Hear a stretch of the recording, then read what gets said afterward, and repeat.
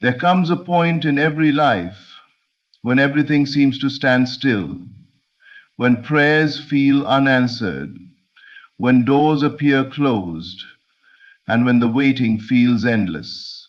But I tell you today, it is not the end. It is the turning point. Right now, unseen hands are moving for you. The same power that created worlds is rearranging circumstances, conversations, and people, all for your good. What looks like delay is divine design. What seems like rejection is protection. God is turning it all around for you. Do not measure your progress by what your eyes can see. The visible is only the echo of the invisible. Everything begins in the unseen, in your faith, in your inner knowing, in the quiet conviction that says, it's already done. When you declare within yourself, my time has come, you awaken the divine within you. The world outside has no choice but to reflect that truth. The moment you shift within, creation responds without. You are not waiting for your blessing. Your blessing has been waiting for you to believe. The power that governs this universe moves by belief, not by begging. When you feel it real, when you speak it as if it's already finished, the very fabric of reality bends to your conviction. God's timing is not random. It aligns perfectly with your readiness. So release the anxiety. Stop asking when, how, or who. These questions belong to the mind that doubts. The soul that trusts simply knows it is done. The obstacles you see now are being transformed into stepping stones. The closed doors are becoming open pathways. Your part is simple. Stay in faith. Walk, talk, and think as though everything has already shifted in your favor, because it has. The invisible world has already delivered what your heart has claimed. Now, let your actions align with your inner assurance. Yes, storms came, yes, nights were long, but dawn is breaking. The delay is over, the tide has turned. This is your moment, your season, your time. Say it with me. God is turning it all around for me. Every loss is making way for restoration. Every tear is watering the seed of new joy. Every challenge was training me for this moment. My good mentor, the philosopher Imut Jastava, said in his memo, "You are not behind, you are right on schedule. The divine has been preparing you, shaping you, and refining you for this very chapter. And now, what once felt impossible will become inevitable. Stand firm, believe boldly, receive freely, because your time has come. Come. What seems like chaos in your life right now is not chaos at all. It is divine order in motion. Every delay, every closed door, every sudden change that you didn't plan for is not working against you, it's working for you. The universe, or what many call divine intelligence, is not random. It moves with precision, weaving together events, people, and moments in perfect alignment with your highest destiny. You may not see the full picture yet, but the masterpiece is already being painted. What you perceive as confusion is only the brushstroke of creation, preparing your miracle. When life feels uncertain, remember, divine rearrangement is not punishment, it's preparation. Sometimes what you call a setback is simply a sacred setup. The things that fall apart are often the things that can no longer carry the vibration of who you are becoming. You prayed for growth, for increase, for transformation, but growth requires space. So the divine begins to rearrange, to shift, to remove, to replace. It may feel uncomfortable, even painful at times, but this discomfort is the evidence that the old is giving way to the new. Think of it like a grand orchestra. Each instrument, each sound seems separate when heard alone, but when the conductor lifts the baton, everything comes together in perfect harmony. That conductor's divine intelligence, and your life is the music. Every delay, every detour, every unanswered prayer has its own rhythm. You might not understand the melody yet, but soon you'll hear how every note fits perfectly into your song. Divine rearrangement is not just happening around you, it's happening within you. Your thoughts, emotions, and beliefs are being refined to match the frequency of your new reality. The inner shift must precede the outer one. If you were to receive everything you desire right now, before the inner foundation was ready, it would collapse under the weight of unpreparedness. So, the divine delays nothing, it only develops you. Every moment of waiting is a moment of alignment. When you feel resistance, don't fight it. Flow with it. Trust that what's leaving your life is no longer meant to stay, and what's entering is precisely what you need to rise higher. The divine never subtracts without adding, never closes without opening, never ends without beginning anew. The appearance of delay is often the sign that rearrangement is reaching its final stage.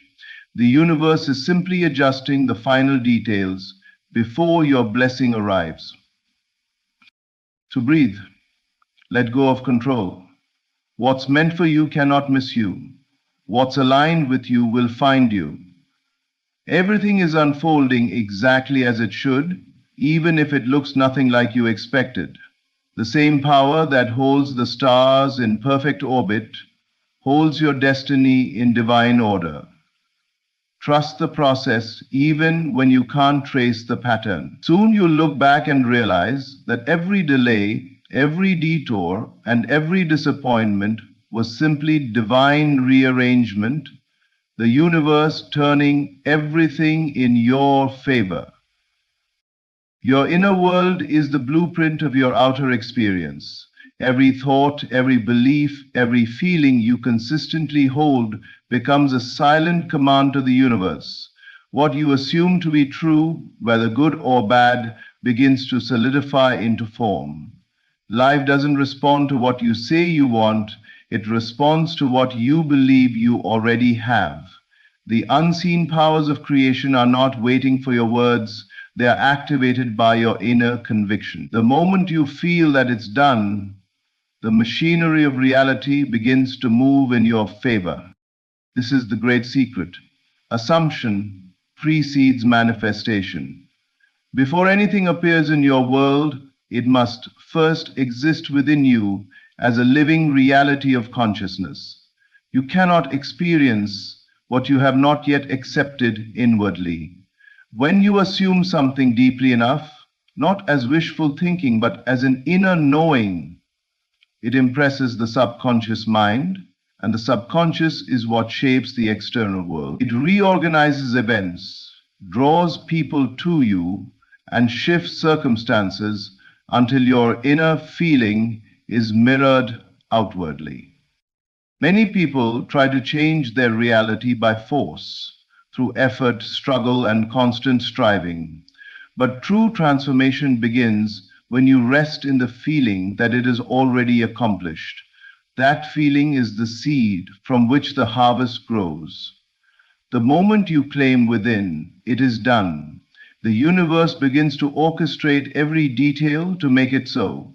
The forces that seem invisible are actually highly intelligent.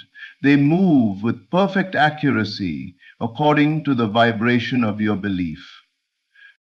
When you live in the state of your desire fulfilled, you become magnetized to everything that supports that state. The people you meet, the opportunities you encounter, even the timing of events begin to align as though guided by an unseen hand. It's not coincidence, it's consciousness. You have shifted from hoping to knowing, from waiting to receiving, from separation to unity with your desire. But the key lies in your feeling. You can repeat affirmations for hours, but if inside you still feel lack, fear, or doubt, then that is what will be reflected back to you. Feeling is the language of creation. The universe hears not your words, but your emotional vibration. So instead of pleading or wishing, become what you seek. Feel the joy of it already being true. Walk, think, and act from that end. This is not pretending, it's aligning. You are not lying to yourself, you are accepting the higher truth that creation is finished, and your assumption is simply calling the finished result into view. Everything that now exists was once only imagined and felt as real by someone who dared to believe.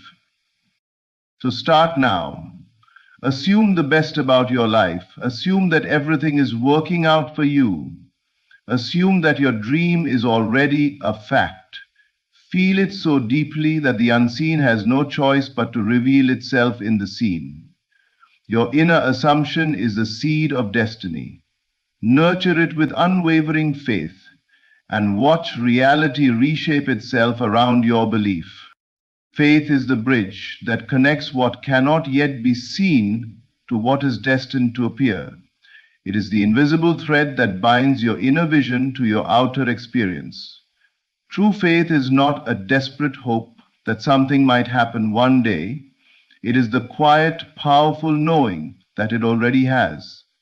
Faith operates beyond the limits of logic and reason. It does not need to see proof to believe. It believes and therefore produces proof. Everything visible was first born in the realm of the invisible, and faith is the bridge that allows that unseen creation to cross into form. When you live in faith, you live in the awareness that your desire already exists. You stop asking when it will come and start giving thanks that it already has. This shift in consciousness is the key that opens the doors of manifestation. Hoping still carries the vibration of lack. It whispers, I don't yet have it. But faith stands firm and declares, it is done. That declaration transforms your inner world, and as your inner world changes, so must the outer. The world is simply a mirror, reflecting what you hold within. Faith is not passive, it is a creative force. It builds bridges between thought and thing, between dream and reality. When you walk in faith, you stop trying to control outcomes and instead align yourself with divine timing. You release anxiety and step into assurance. You begin to move, think, and speak from the end, from the fulfillment of your desire. This inner stance commands the invisible to rearrange itself until what was unseen becomes undeniable. Many confuse faith with waiting, but faith is not idle. Faith acts as though the promise is already kept. Faith celebrates before the evidence appears. It does not tremble when things look uncertain. It stands still and knows. Every moment of doubt weakens the bridge, but every moment of belief strengthens it. To have faith is to see with the eyes of spirit, to perceive beyond appearances, and to trust that the unseen is more real than the visible. There will be moments when your senses scream that nothing is changing. The world may show you delay or contradiction, but faith does not yield to appearances. Faith looks beyond the temporary and sees the eternal truth.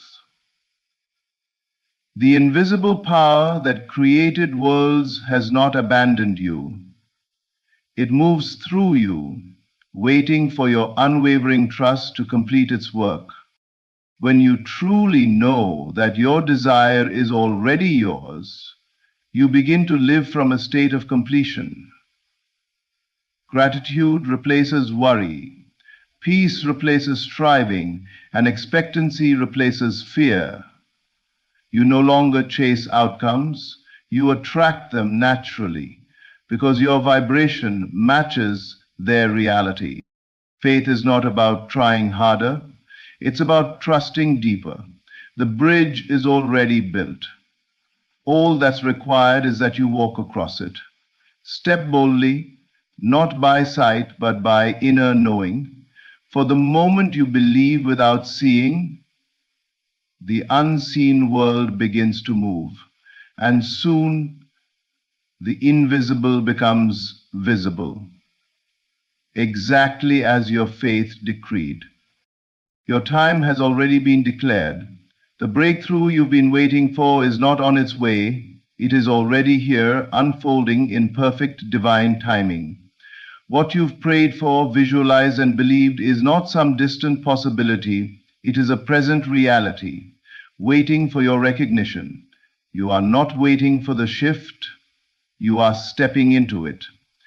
The only thing separating you from its full expression is awareness. The divine has already said yes.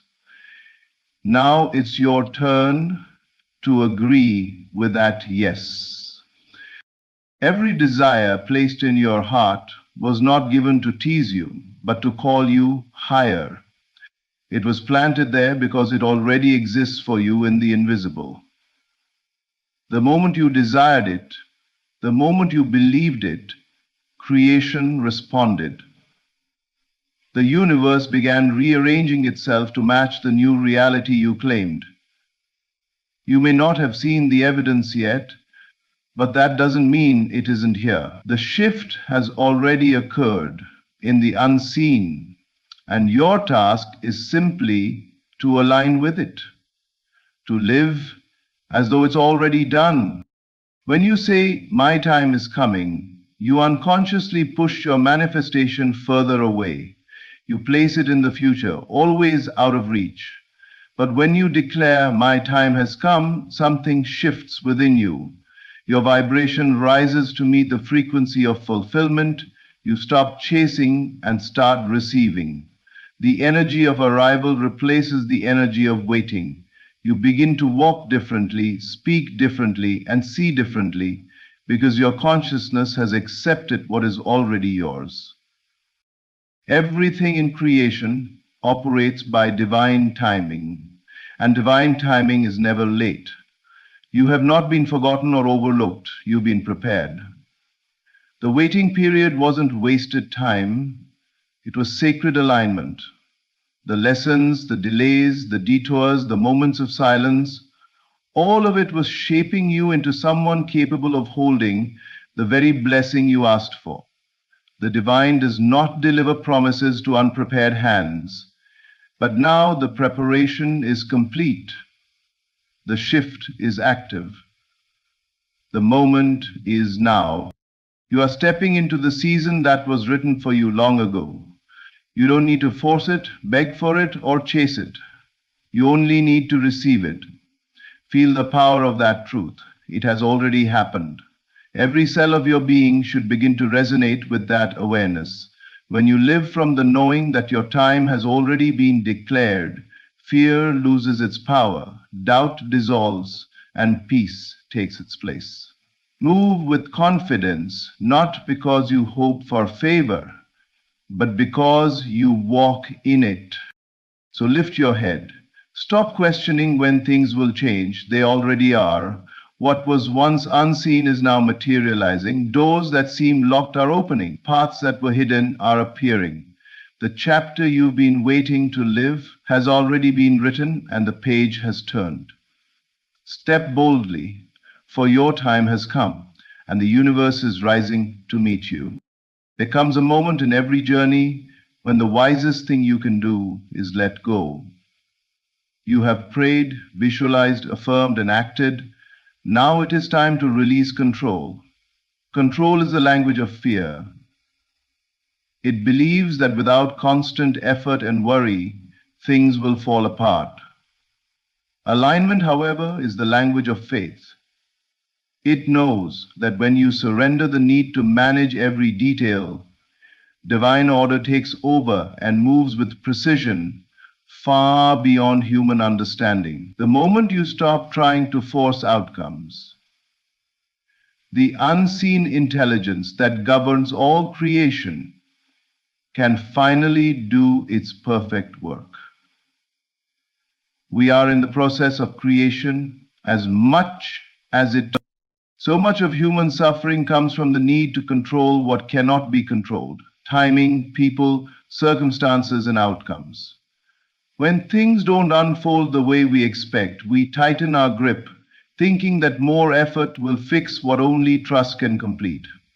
But true creation does not happen through strain, it happens through surrender. It's not about doing more, it's about allowing more. The energy of forcing carries resistance, and resistance delays manifestation. When you relax into trust, you open the flow that was always meant to guide you. To release control is not to give up, it is to give over, to hand your worries to a power infinitely wiser than your own understanding. It is the act of stepping out of the way so that what is meant for you can find you without obstruction. Divine timing cannot be rushed, and divine order cannot be manipulated.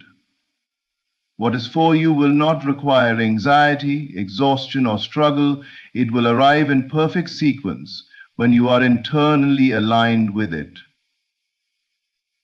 And so it's important not to take future actions when you are internally aligned with it. Alignment means harmony between your thoughts, feelings, and intentions. It means your inner state matches what you desire to experience outwardly. When your heart trusts but your mind doubts, you send mixed signals to the universe. But when you release control, you unify your energy. You send one clear message: I am ready, I am open, and I trust the process. That surrender becomes magnetic. Everything that belongs to you begins to move toward you with effortless grace. Look at nature. The rivers do not rush, yet they reach the ocean. The trees do not force themselves to grow, they simply align with the seasons. Creation flows through surrender, not struggle. Likewise, when you stop fighting against what is and begin to accept what is unfolding, you align yourself with the rhythm of divine order. The very thing you are chasing begins to chase you. The art of surrender is the highest expression of trust. It is saying, I know that what's meant for me cannot miss me.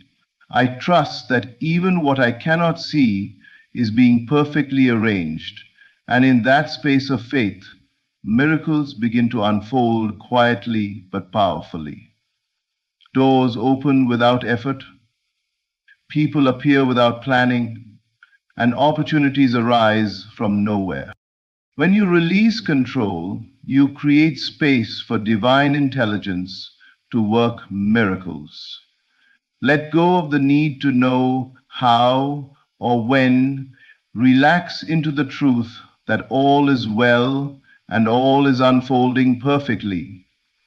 In your stillness, divine order speaks, and when it does, everything begins to move beautifully in your favor. To live in the end is to occupy the state of your fulfilled desire before it becomes visible. It means to speak, walk, and think as though everything you've asked for has already come to pass. This is not pretending, it is aligning.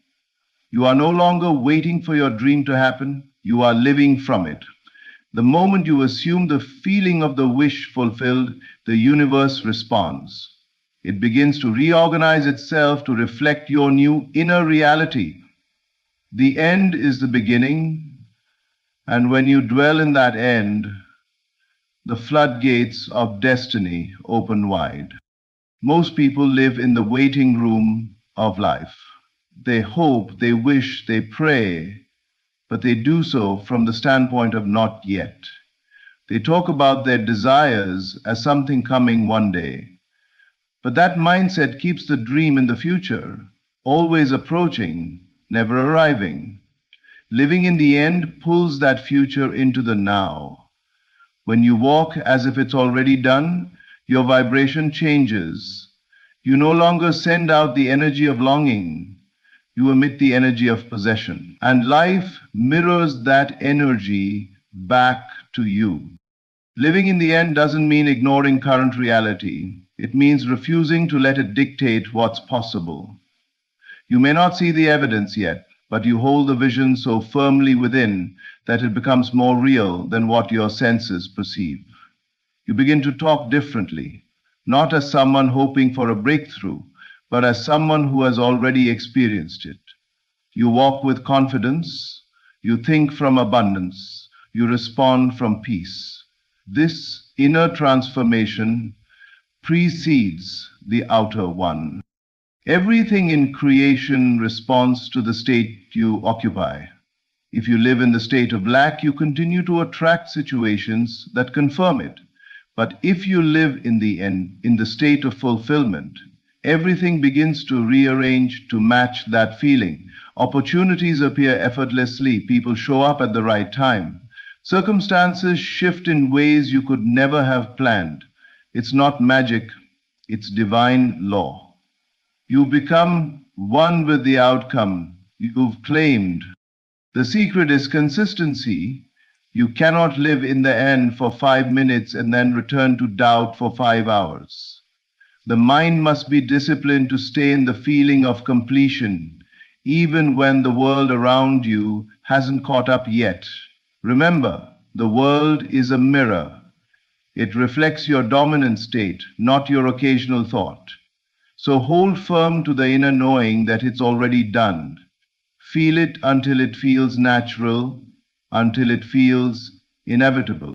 When you live in the end, peace replaces striving. You stop chasing signs and start embodying certainty. You no longer ask, when will it happen? Because you know that it already has. In consciousness first, and soon in form. Living in the end is living from the truth that creation is finished. Everything you could ever desire already exists in potential, waiting for you to claim it by faith. So walk like it's done, speak like it's done, and think like it's done. That's when destiny opens and the unseen becomes seen. Everything that is happening in your life right now is not random. It is purposeful. The divine has heard every prayer, felt every longing, and seen every tear. What once felt delayed is now unfolding in divine perfection. You are stepping into the season that was always meant for you. The rearrangement, the faith, the surrender, and the alignment were never just lessons. They were the foundation of your transformation. Now is the moment to walk in complete confidence that God is turning it all around for you. You no longer need to chase what is already yours. The unseen has become seen. The promise has become presence. All that's left is for you to receive it, to live, speak, and move from the knowing that your time has truly come. So release the past, embrace the present, and expect the extraordinary. The same divine power that began this work within you will finish it in glory. Stand tall, breathe deeply, and declare with certainty, my time has come. Everything is turning in my favor. Thank you for sharing this moment of faith and awakening. May these words remind you that the divine never forgets its promises, and that the best chapters of your life are not ahead. They are now. There is a power moving through you, unseen yet certain, waiting only for your recognition. To trust the universe is not to beg, nor to anxiously seek signs, but to rest in the quiet, knowing that all things are unfolding according to your inner state of being. When you imagine with feeling, you plant a seed in the unseen. Just as no farmer pulls at the soil to hurry the harvest, you too must allow time, space, and silence for the universe to bring forth your desire. Relaxation is not laziness, it is the highest form of confidence. It is the calm assurance that what you have already claimed within will soon reveal itself without. Do not look to circumstances for proof, for they only mirror the past state of mind. Instead, live from the end. Close your eyes and enter into the reality of your fulfilled desire. Feel it real. Walk in it inwardly, as though it is already yours, and the outer world will bend to match it. Fear, doubt, and restlessness belong to those who believe the outer world holds the power. But when you understand that all things come from within, you no longer struggle with appearances. You can look at conditions that seem unchanged and smile, for you know the unseen is already shaping them into form. Trusting the universe is like floating on water. The moment you stop struggling, you are carried effortlessly. The moment you stop interfering with worry and control, your life begins to flow. Your only duty is to accept within yourself the truth of your desire. The rest is not your work. So relax, be still, rest in faith. Know that what you have inwardly accepted must outwardly appear. The universe is not against you, it is within you, working faithfully to reflect your every assumption. And when you trust this truth, peace becomes natural, and life unfolds as it should, perfectly, inevitably, and beautifully.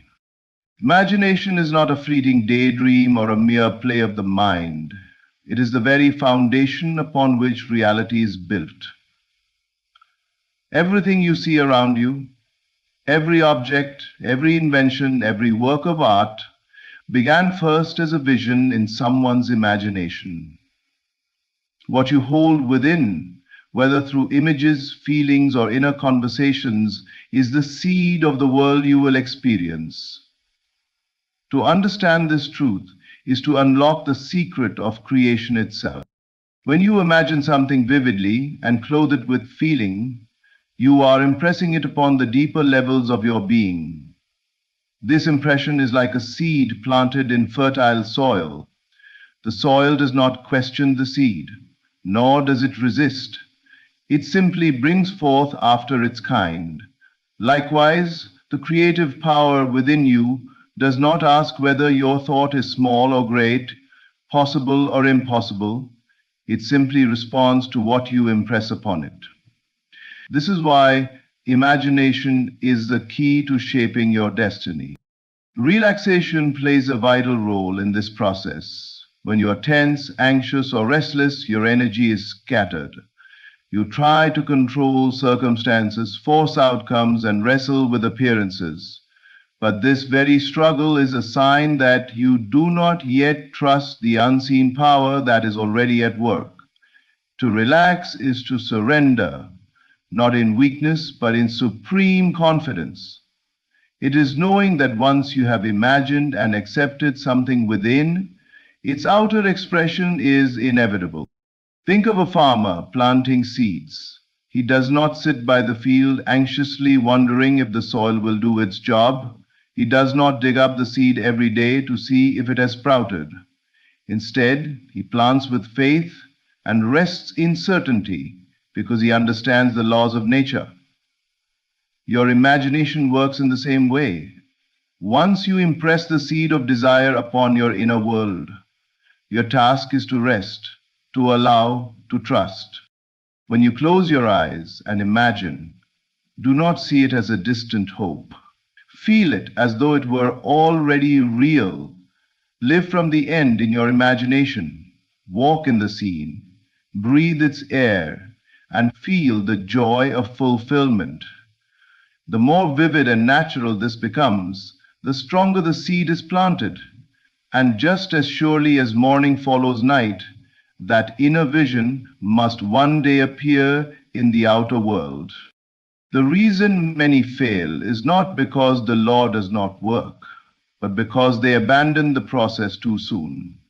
They allow doubt, fear, and impatience to uproot the seed. They look for quick signs in the outer world instead of resting in faith. True mastery comes when you realize that the unseen is more real than what the senses show. What you accept inwardly with conviction will eventually harden into fact. Imagination creates reality, and relaxation is the proof of your faith in this principle. When you can rest in the certainty of your inner vision, you align yourself with the creative power that governs all things. You no longer struggle against life because you know life is only reflecting what you have already planted within. This quiet trust, this surrender, is the doorway to manifestation. It is the art of allowing the unseen to become seen and the invisible to take form before your very eyes. To live from the end is to enter into the state of the wish fulfilled and dwell there as if it were already your present reality. It is not about hoping, waiting, or begging for a future outcome, but about assuming now that the desire is already accomplished. This principle is not about pretending or forcing the mind to believe something against its will. It is about shifting your inner position, your sense of being, to one that is aligned with fulfillment. The moment you feel the reality of your desire, you stop striving anxiously because there is nothing left to strive for. The end is already secured within you. Most people live from a state of lack. They desire something, but they continue to see themselves as the one who does not yet have it. They pray from the problem instead of the solution, imagining the gap rather than the completion. To live from the end requires a radical shift, to claim inwardly what you seek outwardly, and to rest in the certainty that life must mirror this state. It is not your outer circumstances that create your inner condition, but your inner condition that shapes your outer circumstances. Consider how you feel when something is truly done in your life. Think of a time when you accomplished a goal, received good news, or crossed a milestone. There was no anxiety, no restless striving. You simply felt the relief and satisfaction of completion. To live from the end is to generate that same feeling now before the evidence arrives. It is a deliberate choice to embody the mood of fulfillment, knowing that what is real within will soon become real without. This is why relaxation and living from the end are deeply connected. An anxious mind is always looking to the future, wondering when or how. But when you step into the end, those questions dissolve. You know the harvest is certain. You walk with calm assurance, because within yourself you have already claimed it. The outer world may still reflect delay or contradiction, but you no longer react with fear. Instead, you rest. Because you know appearances are temporary shadows that must give way to the reality you hold within. Living from the end does not mean forcing yourself to deny what your senses show. It means acknowledging that the senses reveal only a past state, not the living truth of your being. If you are broke and desire wealth, the senses will show lack. But living from the end means you assume the inner wealth, the feeling of abundance, until it becomes natural. If you long for love, the senses may show loneliness, but living from the end means you assume yourself already cherished, already chosen, already fulfilled. The world cannot resist such inner certainty. It must eventually rearrange itself to match the state you persist in. The art of life is to train yourself to return again and again to the end, until it feels more real than the present circumstances. Once you can hold the feeling of the wish fulfilled without strain, you have aligned yourself with the creative law. Relaxation follows naturally, for there is nothing left to chase. You know it is done.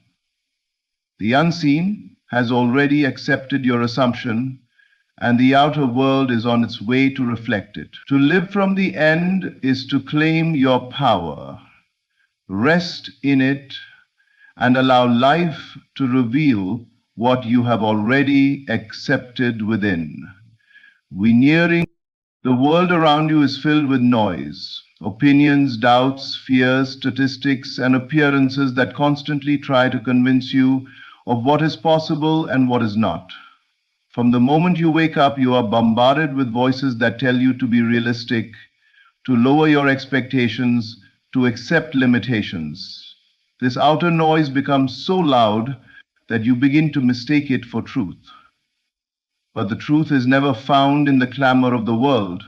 It is discovered only in the silence within. To create deliberately, you must learn to withdraw from the noise of doubt and fear and listen instead to the quiet conviction of your own inner voice. Every time you look at circumstances and allow them to dictate your mood, you are giving power to the outer noise. When the world says it cannot be done, you feel discouraged. When appearances show lack or delay, you begin to wonder if your desire will ever manifest. But all of this is illusion. The outer world is nothing more than the echo of your past inner states. To allow it to control you is like looking in a mirror and expecting the reflection to change before you do. The mirror can only follow, it can never lead. Silencing the outer noise is an act of inner mastery. It is not about shutting your ears to the world physically, but about training yourself to no longer give authority to fear or doubt.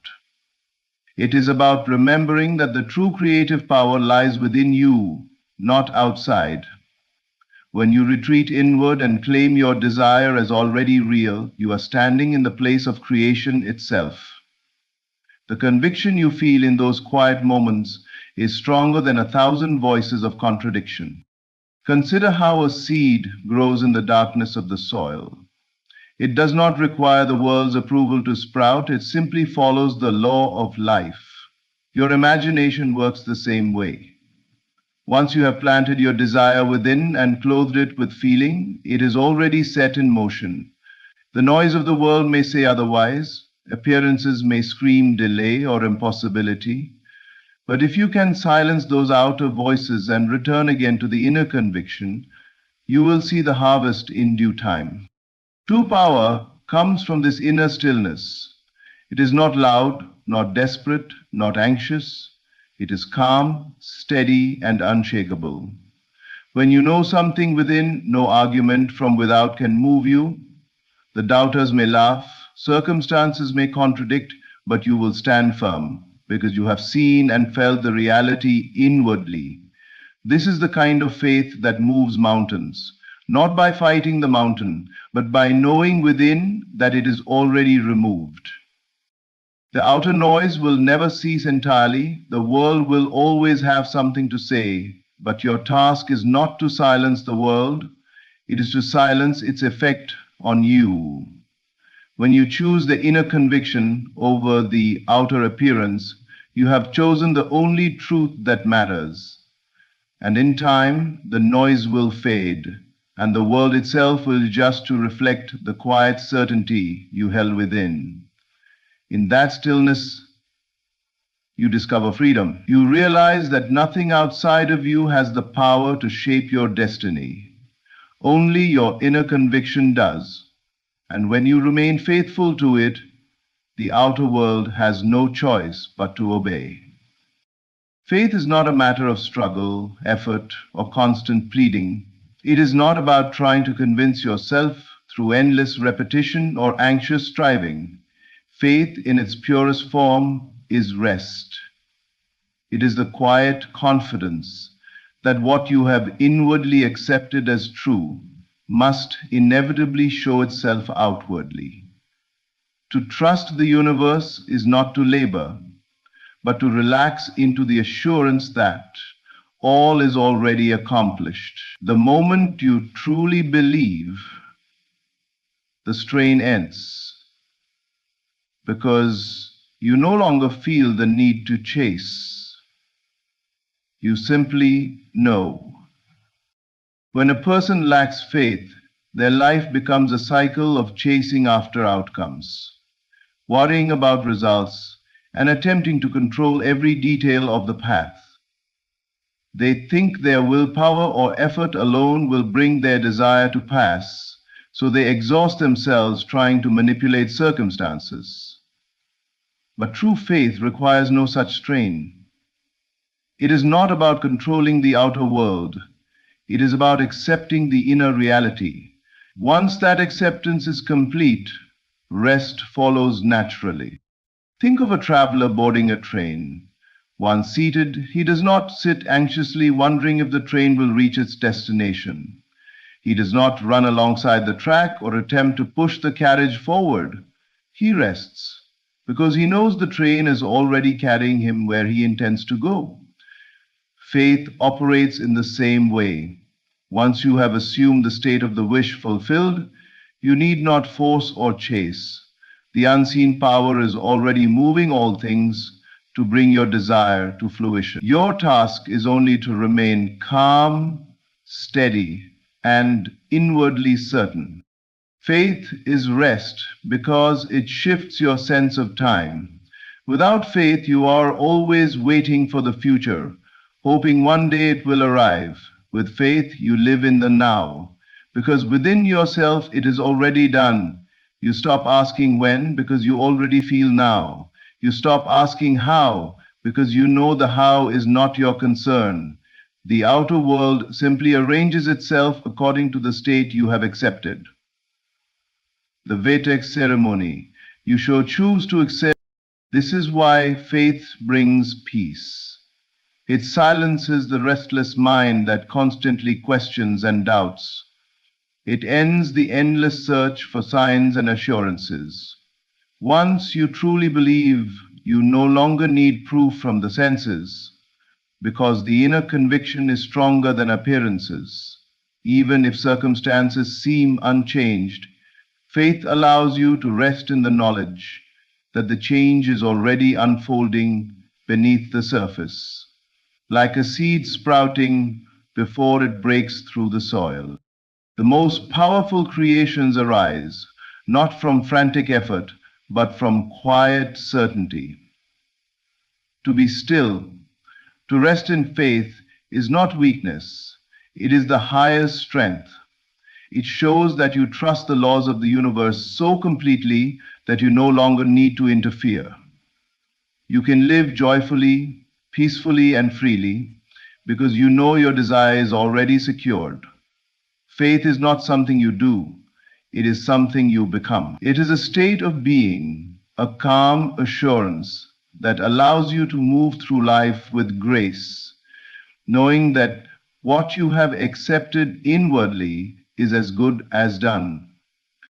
One of the greatest burdens people carry is the need to control how their desires will unfold.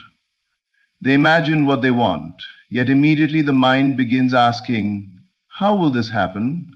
Who will make it possible? When will it arrive? What if it doesn't work?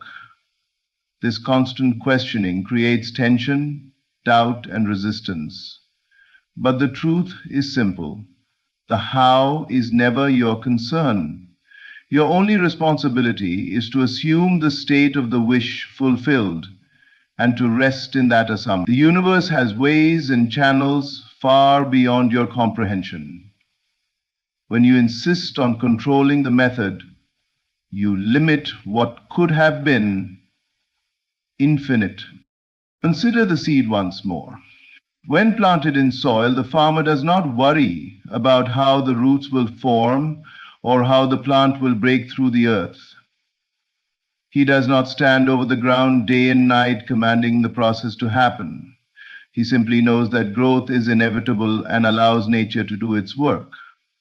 In the same way, once you impress your desire upon the inner world with conviction, the creative power already knows how to bring it forth. It draws circumstances, people, and events together in a harmony you could never design by effort alone.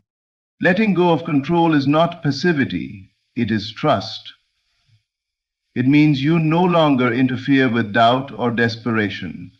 You are not sitting idly by, but you are holding firm to the assumption that what you desire is already accomplished. This inner position is the only control you truly have, and it is more than enough. When you live in the state of fulfillment, the outer world must reflect it, for it has no choice but to mirror your inner condition. Those who obsess over the how often sabotage themselves. They imagine one specific path and cling so tightly that they miss the greater possibilities unfolding around them. Life may have been preparing a more direct or more beautiful way, but their fixation blinds them. The universe does not require your strategies, it only responds to your state. Your task is not to engineer the details, but to remain faithful to the vision within. Letting go also brings peace. The restless mind constantly demands proof, constantly tries to figure things out. But when you understand that the outer world is simply the shadow of the inner, you no longer struggle with appearances. You rest, knowing that once a seed is planted in consciousness, it is already complete. You do not need to demand or force. You simply need to trust, to remain inwardly aligned with the fulfillment you have chosen. The greatest manifestations often arrive in ways you least expect. What looks like chance, coincidence, or even an obstacle may be the very path through which your desire is delivered. When you let go of control, you allow this infinite intelligence to operate freely. You step back and let the current of life carry you to where you are meant to be. So release the need to control the how, the when, and the path. Assume the end, rest in it, and let life rearrange itself. The moment you let go, you make space for the universe to do its perfect work. And when it arrives, you will realize it could never have been planned better than it was. Everything you see in the physical world today was once invisible. Every invention, every creation, every circumstance began first as a thought, a vision, or a feeling that existed only in the unseen. The chair you sit on, the building you live in, the technology you hold, all of it was first imagined before it became tangible. This is the eternal law. The invisible precedes the visible. Nothing appears in the outer world unless it is first born in the inner world. To grasp this truth is to find peace, because you no longer look to appearances for reassurance. You understand that the real work is already complete the moment you have imagined and accepted it within. When you create inwardly, you are dealing with the cause, not the effect. The outer world is nothing more than a shadow, a reflection of what has already been conceived in the unseen. To try to manipulate the shadow is useless. The shadow has no life of its own. It only mirrors the object that casts it. In the same way, the circumstances you face are only the reflection of prior inner states. If you wish to change them, you must first change the invisible pattern within yourself. Relaxation comes when you accept this principle fully. Instead of worrying about how things will happen, you rest in the knowing that they already have happened inwardly. You have planted the seed in the soil of consciousness, and that seed carries within it the pattern of fulfillment. The seed does not need your constant interference.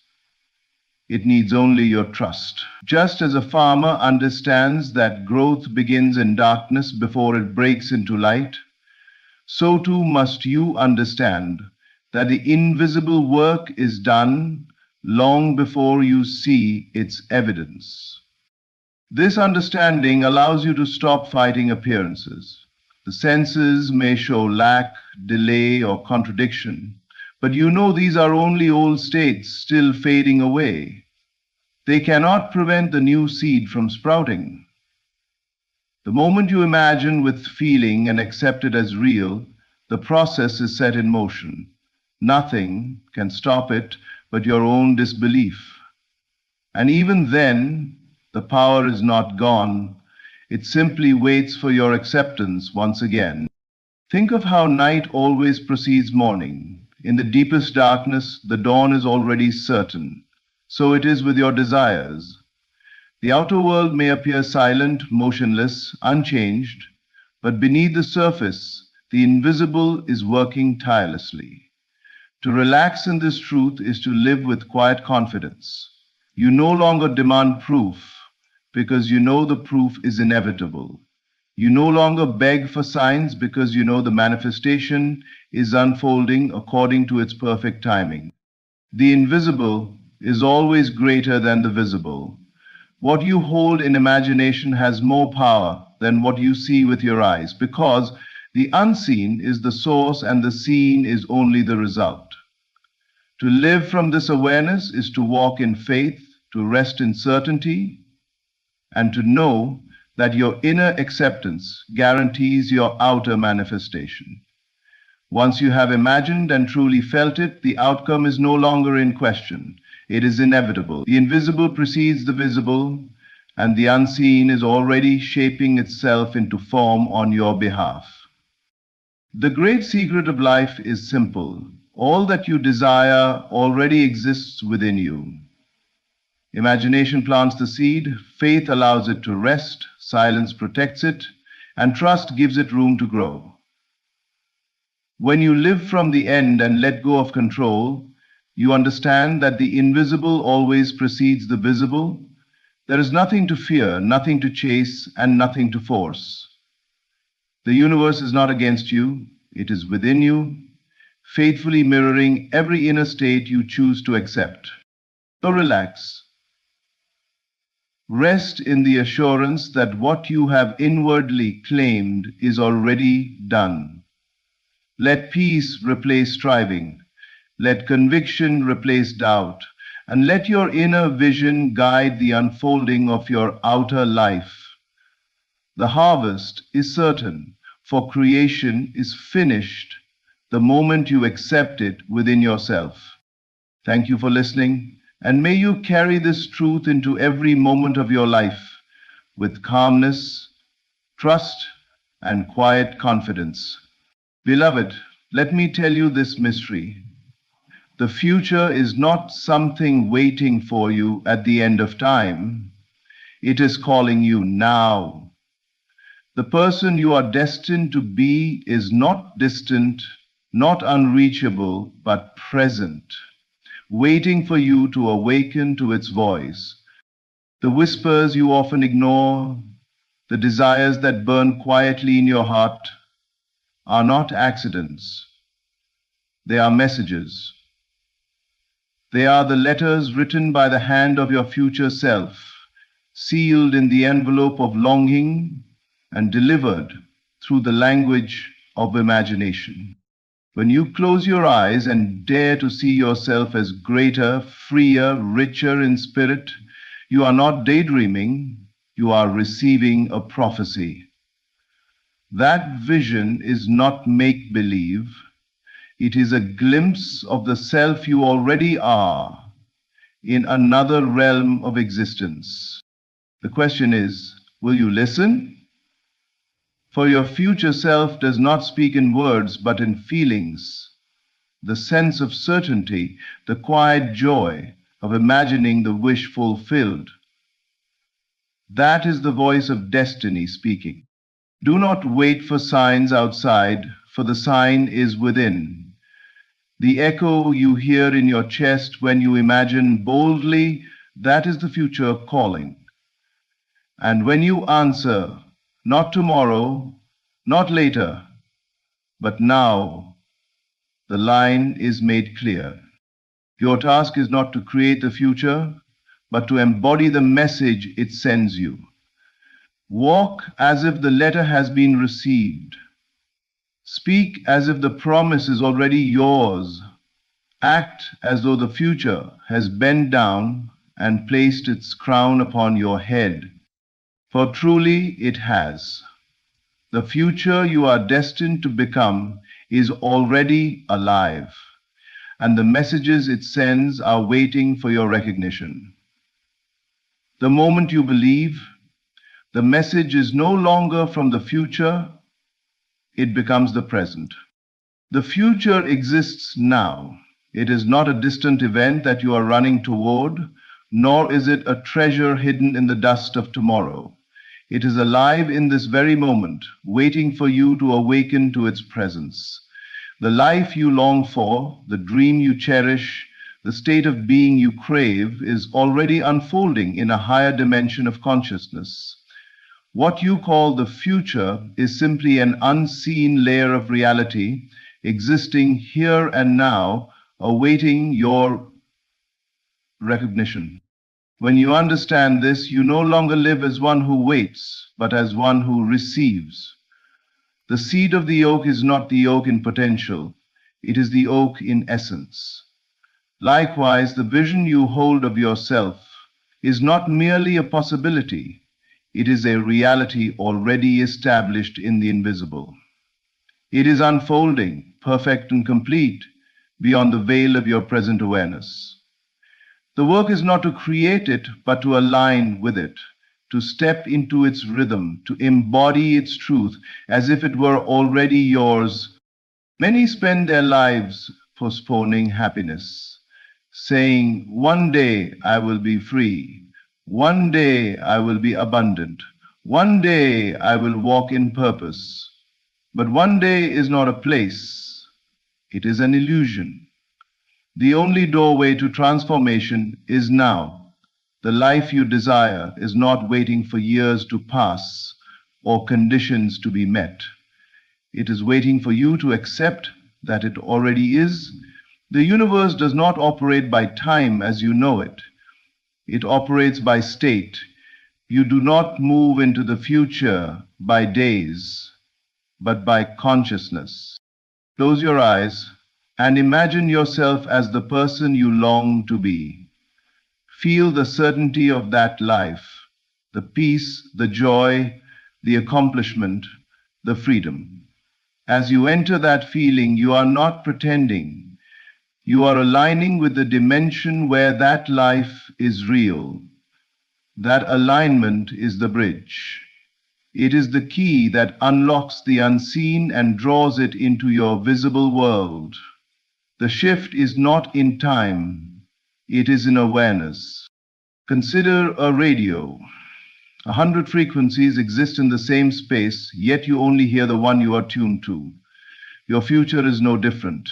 The life you desire is already broadcasting its song, but you must tune yourself to its frequency. How? By thought, by feeling, by imagination. By refusing to dwell in lack and choosing instead to dwell in fulfillment. Every moment you feel yourself in the state of your desired life, you are harmonizing with that dimension. And as surely as a seed planted in soil must sprout, your aligned state must express itself in the world around you. Do not measure your progress by outer appearances. The oak does not appear the moment the seed is planted, but already within the unseen the tree exists.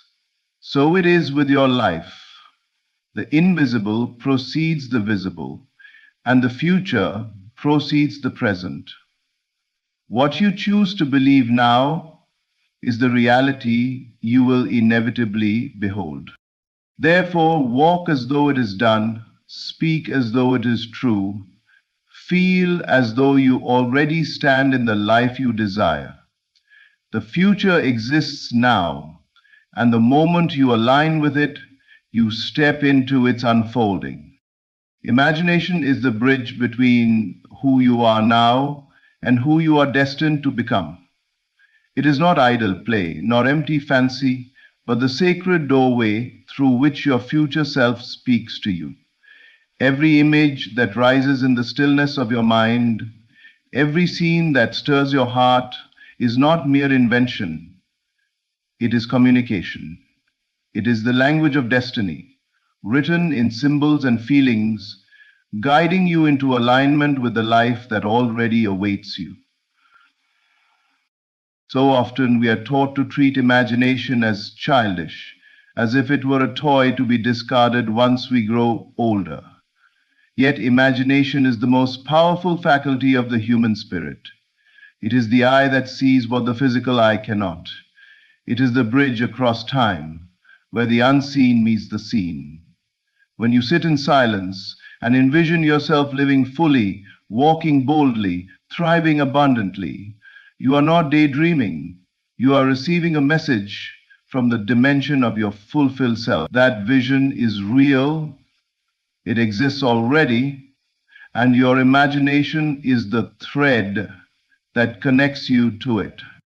Think of how your heart responds when you dwell on such images. Notice how your body changes, how your breath deepens, how your spirit lifts. This is not fantasy, it is resonance.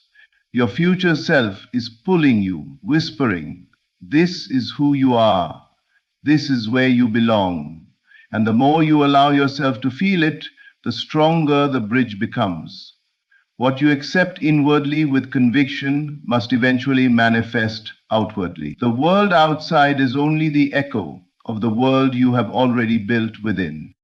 Imagination is not a tool for escape, but for creation. To escape is to run from what is, but to imagine is to transform what is by aligning with what is greater. When you picture yourself free, you are rehearsing freedom.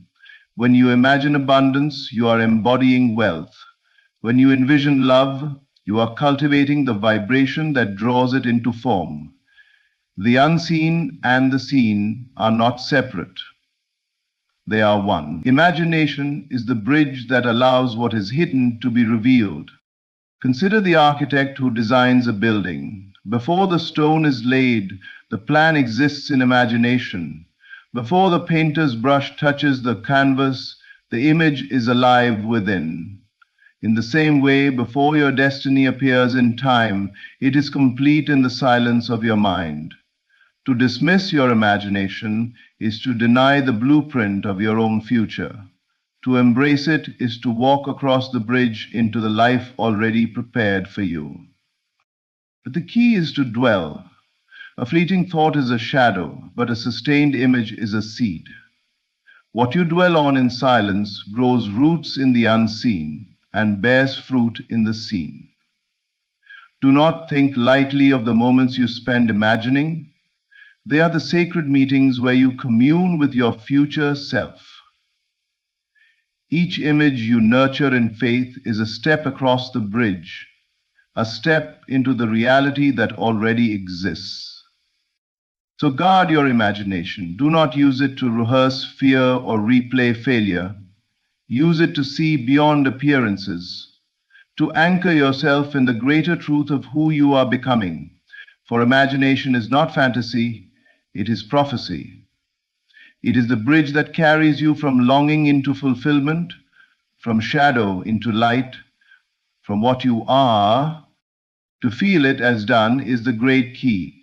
The secret is not to wait for signs, nor to look for proof in the outer world, but to take the end you desire and embody it now. The mind wants to postpone, to say, "One day I will be there, one day it will happen," but the spirit knows no delay. It moves not by time, but by feeling. The moment you feel the reality of your fulfilled life, you are joined to it. You are no longer reaching, you are receiving. Consider this truth. The world is but a mirror. It reflects back to you the inner state you carry. If you hold yourself in longing, the mirror shows you distance. If you hold yourself in fulfillment, the mirror shows you evidence. The outer life cannot resist the inner life you have claimed as real. Feeling is the magnet, and it draws into form what you already sense as true. When you imagine, do not stop at the picture, enter into it. Let it become alive, let it breathe in you. If you desire freedom, feel the weight lifted, the breath easy, the steps unchained. If you desire abundance, feel the relief of supply, the joy of overflow, the confidence of security. If you desire love, feel the warmth, the belonging, the certainty that you are cherished. Do not wait for these things to arrive from outside. Claim them within, and they must reveal themselves without. The error most people make is waiting for permission from circumstances. They believe they will feel joy once success appears, or peace once the problem resolves. But life bends in the opposite direction. Success appears once you feel joy. The problem resolves once you feel peace. You are not a victim of what is seen, you are the cause of what becomes seen. And the cause is feeling.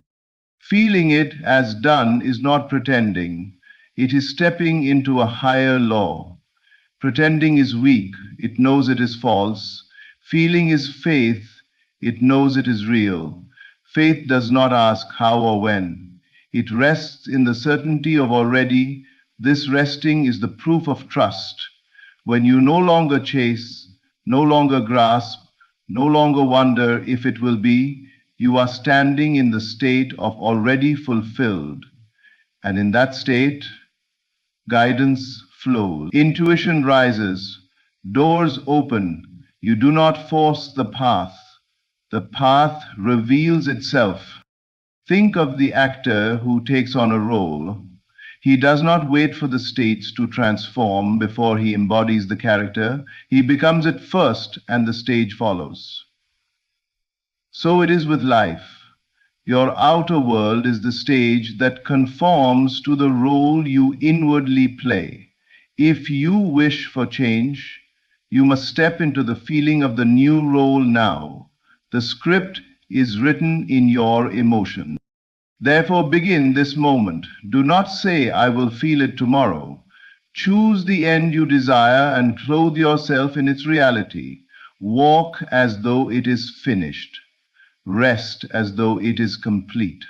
Let the feeling of fulfillment be your constant dwelling, for when you feel it as done, the unseen world bows, and the seen world follows.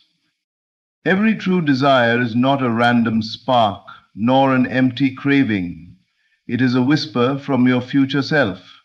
It is the voice of who you already are in another dimension, calling you to rise, to expand, to embody the fullness of your being.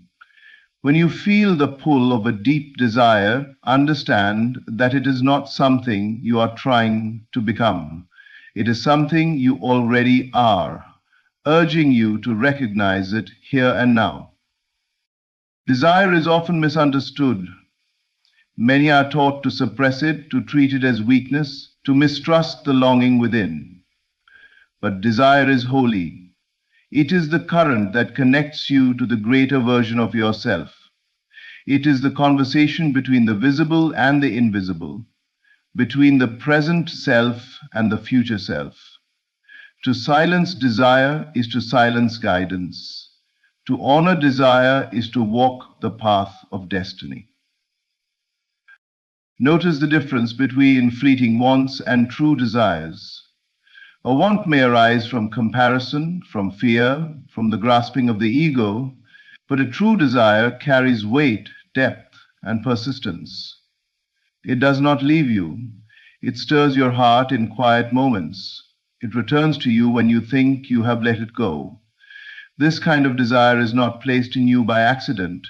It is a message, a seed, a reminder that the life you long for already exists. The desire itself is proof. When you long for freedom, it is because freedom is your essence. When you yearn for love, it is because love is your nature. When you hunger for abundance, it is because abundance is already your inheritance. Desire is the echo of the future calling into the present, saying, "Come closer. Step into what you already are." The mistake is to think desire means lack. It does not. Desire means alignment is calling. It is not showing you what you are missing, but what you are meant to claim. It is not a gap to be filled, but a bridge to be crossed. If you treat desire as absence, you chain yourself to longing. If you treat desire as guidance, you walk straight into fulfillment. Full men, do not ignore your desires, for they are the map. They show you the direction of your unfolding. Every step you take toward them is a step toward your truest self. But the step is not always outer. It begins inwardly.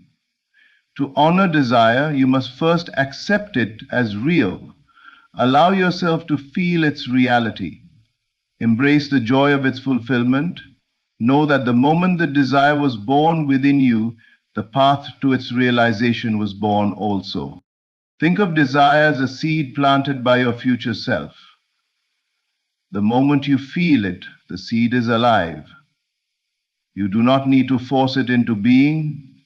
You need only nurture it, water it with faith. Dwell in the certainty that it already belongs to you. In time, it must break through into form. So listen carefully to your desires. They are not distractions, they are directions. They are not weaknesses, they are revelations. Each true desire is your future self reaching back, urging you to become what you already are. And when you honor that voice, you will see that the life you dreamed of was never ahead of you. It was within you, calling all along. Silence is the portal through which the unseen speaks. In the stillness of mind, when the noise of worry and doubt fades, the voice of your future self can be heard. It does not shout, it does not demand. It whispers with clarity, guiding you with the certainty of one who already knows the path. The question is never whether guidance exists, but whether you are quiet enough to receive it. Life is full of noise. The mind is often crowded with questions, fears, and endless analysis. We chase answers from the world outside, hoping someone else will reveal the way. Yet the deepest answers are not found in the clamor of voices, but in the silence of the heart. When you dare to be still, when you rest the mind and release the strain, something higher begins to move. You realize the guidance you were searching for has been within you all along. Silence is not emptiness, it is fullness. It is the space where the eternal speaks. The future you, already wise, already whole, already complete, communicates through the language of intuition, hunches, sudden clarity, gentle nudges of feeling. These impressions rise only when the waters of the mind are calm. If the surface is disturbed, the reflection cannot be seen. But in silence, the reflection of your greater self becomes clear. Think of a radio again. Countless frequencies fill the air, but unless you tune in, you cannot hear them. Silence is the tuning dial. It aligns you with the frequency of your higher self, the self that already knows the end from the beginning. The guidance you seek is not far away. It is waiting on the other side of stillness, but silence requires trust. The restless mind wants to act, to analyze, to force solutions. Yet the more you struggle, the more tangled you become. Guidance does not come through force, it comes through surrender. In silence, you let go of the need to control, and in that letting go, the path unfolds. You do not need to figure everything out, you need to listen. And listening is only possible when you are still. Make time to enter this sacred silence. Close your eyes, release the tension of the day, and let your thoughts settle. In that quiet space, imagine yourself already living the life you desire. Let the feeling of fulfillment rise gently within you. Do not push, do not grasp, simply allow. In that allowing, messages will come. A sense of peace about a decision, a sudden vision of what step to take, an inner certainty that needs no explanation. This is the voice of your future self, guiding you from beyond time. Understand this, silence is not passive. It is the most powerful action you can take. In silence, you realign with your true nature. In silence, you open the door for wisdom to flow. In silence, you step into communion with the self that has already arrived. So treasure silence. Do not fear it. Do not rush from it. Enter it as you would enter a sacred temple, for in that stillness you will find the portal, and through that portal you will hear the guidance that never fails. The voice of your future self is waiting, not in the chaos, but in the silence. To live the message now is the final step, the great act of faith that turns the unseen into the seen. Your future does not wait for years to pass. It waits for you to embody it in this very moment. The guidance you have received through desire, imagination, and silence is not meant to remain in thought alone. It is meant to be lived. To connect with your future, you must act, think, and feel as though the message has already manifested. Too often people hold their vision at arm's length. They treat it as a hope, something to admire from afar, but not something to wear in the present. They say, "One day I will live that way," when the evidence appears. But the truth is reversed. Evidence does not appear until you live as though it already has. Life mirrors what you embody. The moment you begin to carry yourself as though the promise is fulfilled, the world bends to confirm it. This does not mean pretending. Pretending knows it is false. Living the message means identifying yourself with the reality of your desire so deeply that you no longer question it. If the future has already spoken, why delay? If the message has already been sent, why wait to open it? Walk in the confidence that it is done, and every step you take will carve the path for its unfolding. Think of a person rehearsing for a role. Before the curtain rises, they speak, move, and breathe as the character. By the time they stand before the audience, they are no longer acting. They are simply being. So it is with your life. If you want freedom, walk in freedom's posture now. If you want abundance, let your choices reflect the wisdom of one who already has enough. If you want love, radiate the openness of one who is already cherished. The role must be lived before the stage can transform. Every action you take, no matter how small, carries power when it is rooted in the assumption that the message is already real.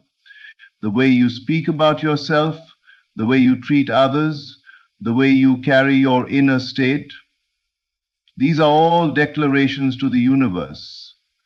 They announce, "This is who I am, this is my reality." and reality cannot help but respond. Living the message also requires consistency. A seed planted once does not bear fruit overnight. It must be nurtured daily. So hold fast to the feeling of fulfillment. Return to it again and again until it becomes your natural dwelling. Do not be swayed by appearances that seem to contradict it. The outer world is always slower to change than the inner.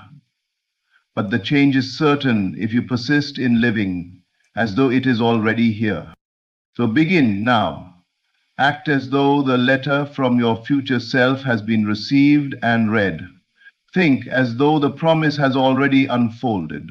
Feel as though the crown has already been placed upon your head. When you live the message now, you collapse the distance between what is unseen and what is seen. The future is no longer ahead of you, it is within you, expressed through every thought, every word, every step. And in that living, the message is fulfilled. Hmm. Hmm. Hmm. Hmm. So the voice of your future self has been speaking all along, through desire, through imagination, through the silence, through the feelings you dare to embrace. It has been whispering, not of something far away, but of something already here, waiting for your recognition. The life you long for is not coming from the outside, it is unfolding from within you. Every vision you honor, every feeling you sustain, every step you live as though it is already done, these are the bridges that collapse time and reveal destiny in the now. Do not wait for tomorrow. Tomorrow is only the echo of today.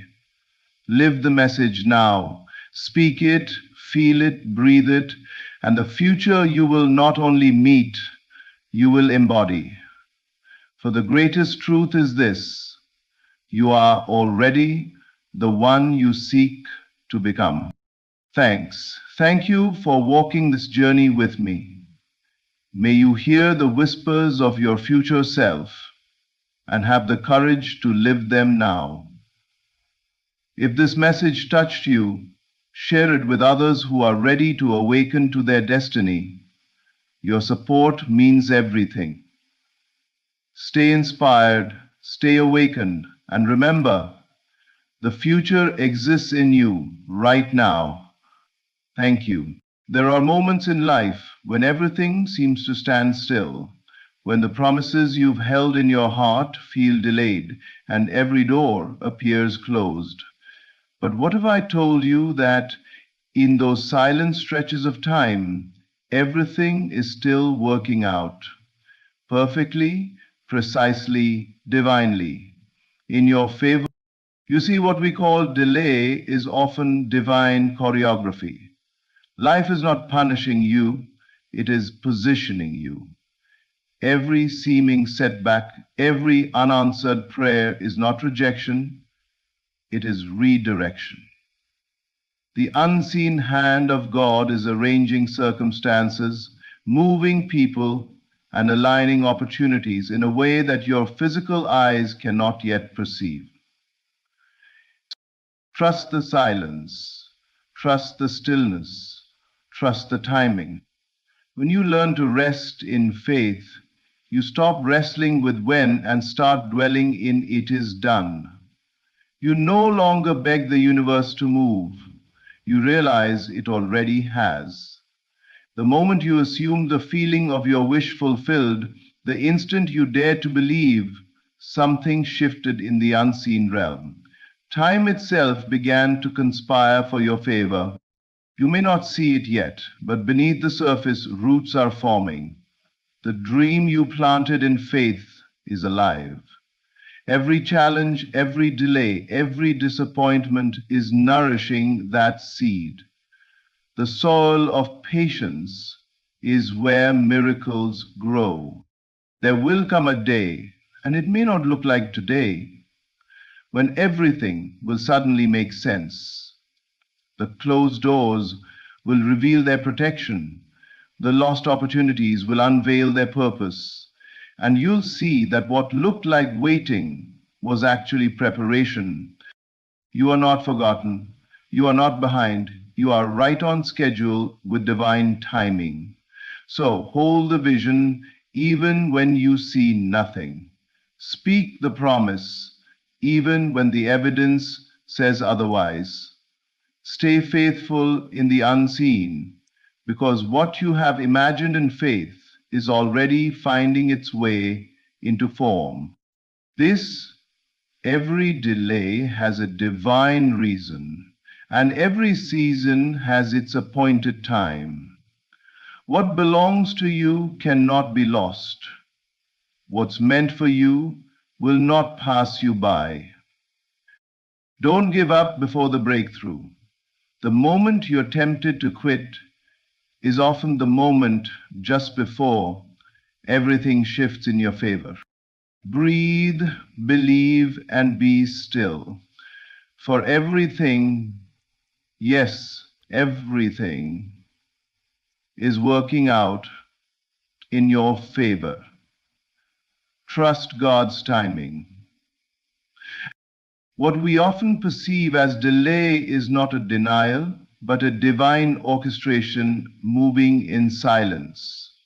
The human mind, impatient by nature, measures progress by visible results, by the ticking of clocks and the movement of calendars. Yet, the divine realm operates beyond human time. It unfolds through alignment, preparation, and unseen coordination. What seems like nothing is happening is often the very moment when everything is being arranged with precision. When life slows down, when doors refuse to open, it is easy to think something has gone wrong. But delay is not disorder, it is order in disguise. The universe is never late, it is exact. Every event, every meeting, every outcome unfolds according to a rhythm that surpasses logic. You are not being punished by delay, you are being protected by it. For if the thing you long for arrived before you were ready, or before it was ready for you, what was meant to bless you could burden you instead. Divine timing ensures that both you and your desire mature at the same pace. There are invisible threads connecting your destiny to countless other lives, situations, and choices. While you wait, those threads are being woven together. The right people are being prepared. The right opportunities are forming. The right path is being cleared. You cannot see the pattern while it is being stitched, but when the tapestry of your life is revealed, you will understand why every pause had purpose.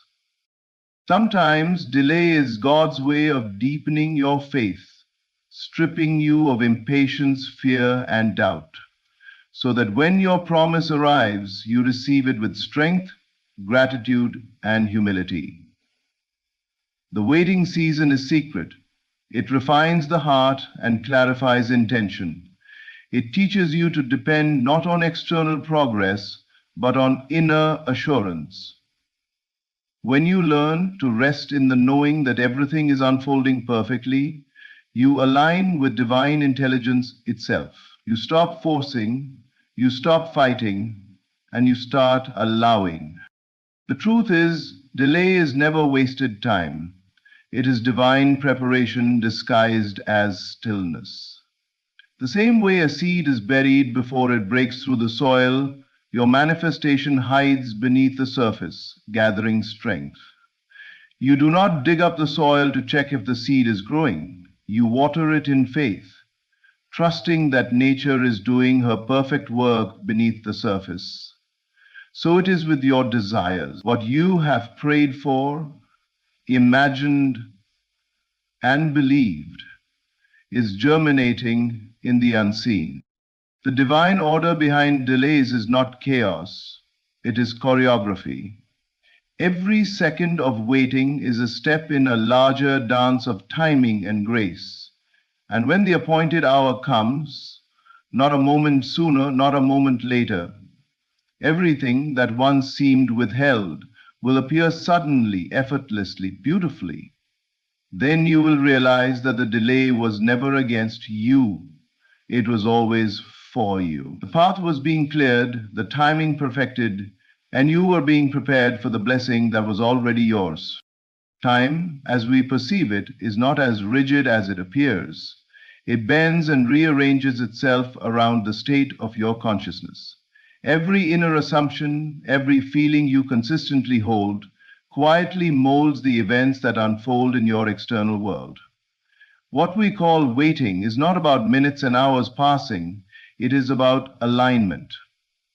The moment your inner belief becomes one with your desire, time ceases to be an obstacle. The universe begins to reorganize itself to make what you have accepted within you a living reality. Your outer life is nothing more than a mirror reflecting the inner world you sustain. When you doubt, time delays. When you believe, time accelerates. You may think life is happening to you, but it is happening through you, responding faithfully to the vibration of your inner state. This is why two people can face the same situation and experience completely different outcomes. It is not the situation that determines the result, but the state of consciousness they occupy within it. When you assume the feeling of already having what you desire, you invite it into the present moment. In that instance, something powerful shifts in the unseen realm. The laws of time begin to bend to your conviction. Circumstances rearrange, opportunities appear, and people begin to move in patterns that lead you directly to the fulfillment of your inner assumption. It is not that you are forcing life to change, it is that your belief has changed, and therefore life must follow. You see, time only appears to move forward when we are disconnected from our desires. But in truth, all possibilities already exist. When you enter into the state of your fulfilled desire, when you feel it real and accept it as done, you align yourself with the version of reality where that desire is already accomplished. The world outside simply takes time to catch up to your inner knowing. What feels like waiting is just the unfolding of what has already been set in motion by your faith. It is not effort or struggle that bends time, it is certainty. When you know that what you desire is already yours, you release resistance, and in that release, divine speed takes over. Time compresses. Events that would have taken years can unfold in days, because you have entered into harmony with the frequency of your fulfilled state. You are no longer chasing your desire, you are magnetizing it. So if you find yourself waiting, do not fight the clock. Instead, shift your state. Close your eyes and feel the joy of already being the person who has what they seek. Let that feeling become so real, so natural, that it replaces every trace of doubt. When your inner belief and your outer desire are one, time itself becomes your servant. It bends, accelerates, and rearranges to bring you the proof of what you already know is true within. Reality always follows the conviction of your spirit. Faith is not blind optimism or wishful thinking. It is spiritual vision. It is the inner knowing that what you have imagined, hoped for, and believed in already exists, even when the outer world shows no evidence of it. True faith is not waiting to see before believing. It is believing so deeply that seeing becomes inevitable. It is resting in the invisible, knowing that the unseen realm is already at work on your behalf. The visible world is only a shadow cast by the unseen. Everything that ever appeared began first as an invisible idea, a silent conviction, a seed of imagination, nurtured in the soil of faith. When you trust in that unseen realm, you align with the creative power that governs all existence. The moment you accept something as true within, it begins to take form without. The universe, in perfect obedience, mirrors the condition of your belief. But faith often demands surrender, a release of control, a quiet acceptance that you do not need to know how or when. The human mind seeks evidence, logic, and sequence, but faith speaks a different language. It whispers, "It is done," even when everything visible screams the opposite. This inner rest, this stillness amid uncertainty, is the highest form of power. For when you no longer depend on external proof, you become proof yourself, the embodiment of divine trust. The unseen world is always moving in your favor, arranging the pieces you cannot yet see. The delays, the detours, the disappointments are not signs of failure, they are signs of divine movement. Faith teaches you to interpret silence not as absence, but as activity. Just as a seed buried in darkness is not dead but growing, your prayer, your vision, your dream is germinating beneath the surface. You may not hear it, but the roots are forming. You may not see it, but the shape of your answer is taking form. To live by faith is to walk by inner conviction rather than outer condition. You no longer ask life to show you results before you believe. You become the evidence of what you believe. You hold the feeling of your answered prayer until the world has no choice but to reflect it. The invisible must become visible. When you refuse to let go of your assumption of fulfillment, faith is rest, not resignation, but divine assurance. It is the quiet confidence that everything needed is already in motion, even if you cannot trace its path. When you live from that place, anxiety loses its grip and doubt dissolves. The unseen becomes more real to you than the seen. And soon the invisible forces that have been moving on your behalf reveal their work in perfect timing. So trust what cannot be seen. Rest in the unseen reality. For the moment you believe it exists, it begins to move toward you. The invisible is not far away. It is within you, waiting to unfold through the power of your unwavering faith. There is a sacred rhythm to life, a divine order that governs every unfolding event. Nothing arrives too early, and nothing is withheld too long. Yet the human heart, in its longing and impatience, often wrestles with time, always asking, when will it happen? When will my dream come to pass? But divine timing is not bound by your clock. It operates through alignment, not anxiety. When you release your anxious grasp on when, you open the way for the perfect how to be revealed. Anxious waiting creates resistance. It tells the universe that you do not yet trust the process. It focuses on lack, on absence, on the feeling that something is missing. But divine timing flows through surrender, through the quiet confidence that everything you desire is already on its way, unfolding at the exact pace needed for your highest good. When you let go of the question of when, you move into harmony with divine intelligence. You stop pushing against life and begin flowing with it. Every manifestation is a meeting between readiness and right timing. Sometimes the delay is not about the dream, but about your development. The universe, in its infinite wisdom, withholds certain outcomes until you have become the person capable of carrying them. The waiting period refines you, strengthens your faith, and deepens your understanding. What feels like stagnation is often sacred preparation. You are being expanded to hold the blessing that is coming. When you release your need to control the timing, you make space for miracles. The perfect sequence of events begins to unfold effortlessly. People appear, opportunities align, and paths open that logic could never have planned. Divine timing does not operate through struggle. It operates through synchronicity. It is the gentle orchestration of countless moving parts converging in one perfect moment. And that moment always comes right on time.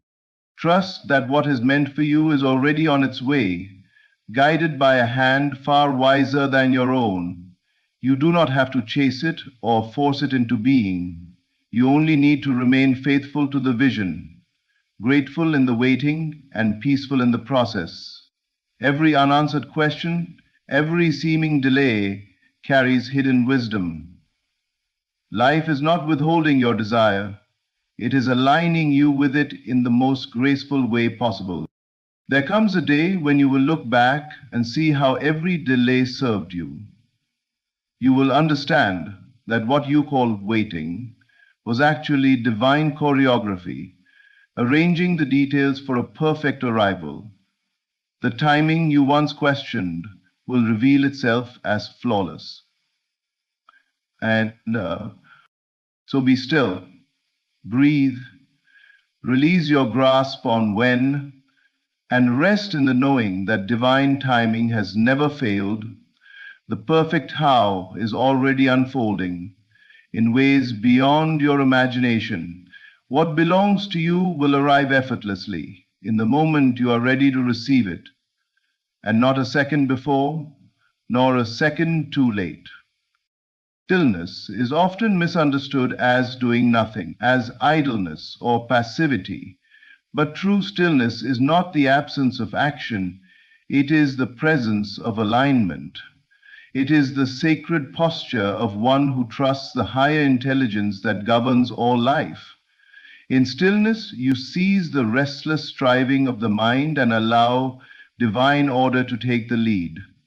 You stop forcing outcomes and start cooperating with the unseen rhythm that already knows what to do, when to do it, and how to do it perfectly. In the world of noise, movement, and urgency, stillness feels unnatural. We are taught that progress comes only through effort and activity, yet the greatest transformations often happen in silence, in the quiet spaces where your spirit becomes attuned to divine wisdom. When you are still, you step out of the turbulence of worry and into the flow of faith. You release the need to control every detail and rest in the knowing that everything is being handled by an intelligence far greater than your conscious mind. Stillness is divine cooperation. It is saying, I trust the process even when I can't see it. It is the silent act of faith that creates the perfect environment for miracles to unfold. In that sacred pause, the noise of fear quiets, the confusion clears, and the truth begins to speak. The higher order, that invisible intelligence moving through all creation, can only guide you when your inner world becomes still enough to hear it. Imagine a lake on a windy day. The waves are restless, the surface distorted, and the reflection unclear. But when the wind settles and the water becomes calm, the lake perfectly mirrors the sky. So it is with you. When your mind is agitated, you cannot see divine guidance clearly. But when you become still, your soul reflects heaven's wisdom. Answers rise effortlessly. Direction appears naturally. The next step reveals itself without struggle. Stillness does not mean passivity, it means inspired action. Action born not from panic or pressure, but from peace. When you act from stillness, every movement carries power, precision, and grace. You stop reacting to circumstances and start creating from a place of calm authority. This is how the invisible becomes visible, not through frantic effort, but through quiet alignment. The power of stillness lies in its ability to connect you with what already knows. The higher order that breathes the stars into existence also guides your steps. It does not need your worry to work. It needs your willingness to be still. So pause, breathe, let the noise within you settle. Trust that while you rest in stillness, the unseen world is moving with perfect accuracy on your behalf. In the silence, creation is speaking. In the calm, the path is clearing. Stillness is not inactivity. It is sacred cooperation with divine ardor, where your soul and the universe move as one. There is a moment in every journey when the promise seems silent, when all your effort feels unrewarded, and the vision you've held begins to fade under the weight of delay. This is the most dangerous moment, the season of gestation, where many give up, not realizing that the breakthrough is forming just beneath the surface. Like a seed buried in the dark, your manifestation is alive, growing, and reaching upward even when you cannot see a single sign of movement. Every dream requires a hidden season. Just as nature takes time to mature a seed before it breaks through the soil, life takes time to prepare your desire for full expression. The waiting season is not punishment, it is process. It is where strength, patience, and faith are built. What looks like stillness is actually sacred activity, roots spreading, foundations forming, timing aligning. But because the work is invisible, it is easy to assume nothing is happening and give up too soon. The universe is faithful to those who persist beyond appearances. The soil of delay is never empty. It holds the unseen promise of everything you have imagined in faith. Yet, impatience blinds us to this truth. When we look for quick evidence and find none, we begin to doubt. But remember, the darker the soil, the deeper the growth. The silence you fear is often the very space where the miracle is being arranged. Think of the farmer who plants a seed. He doesn't dig it up every day to check if it's growing. He trusts the process. He waters, waits, and believes that nature will do her perfect work. So too must you trust the invisible. Your job is not to force the bloom, but to nurture your faith until it appears. Every time you choose belief over fear, every time you give thanks instead of giving up, you are watering your dream.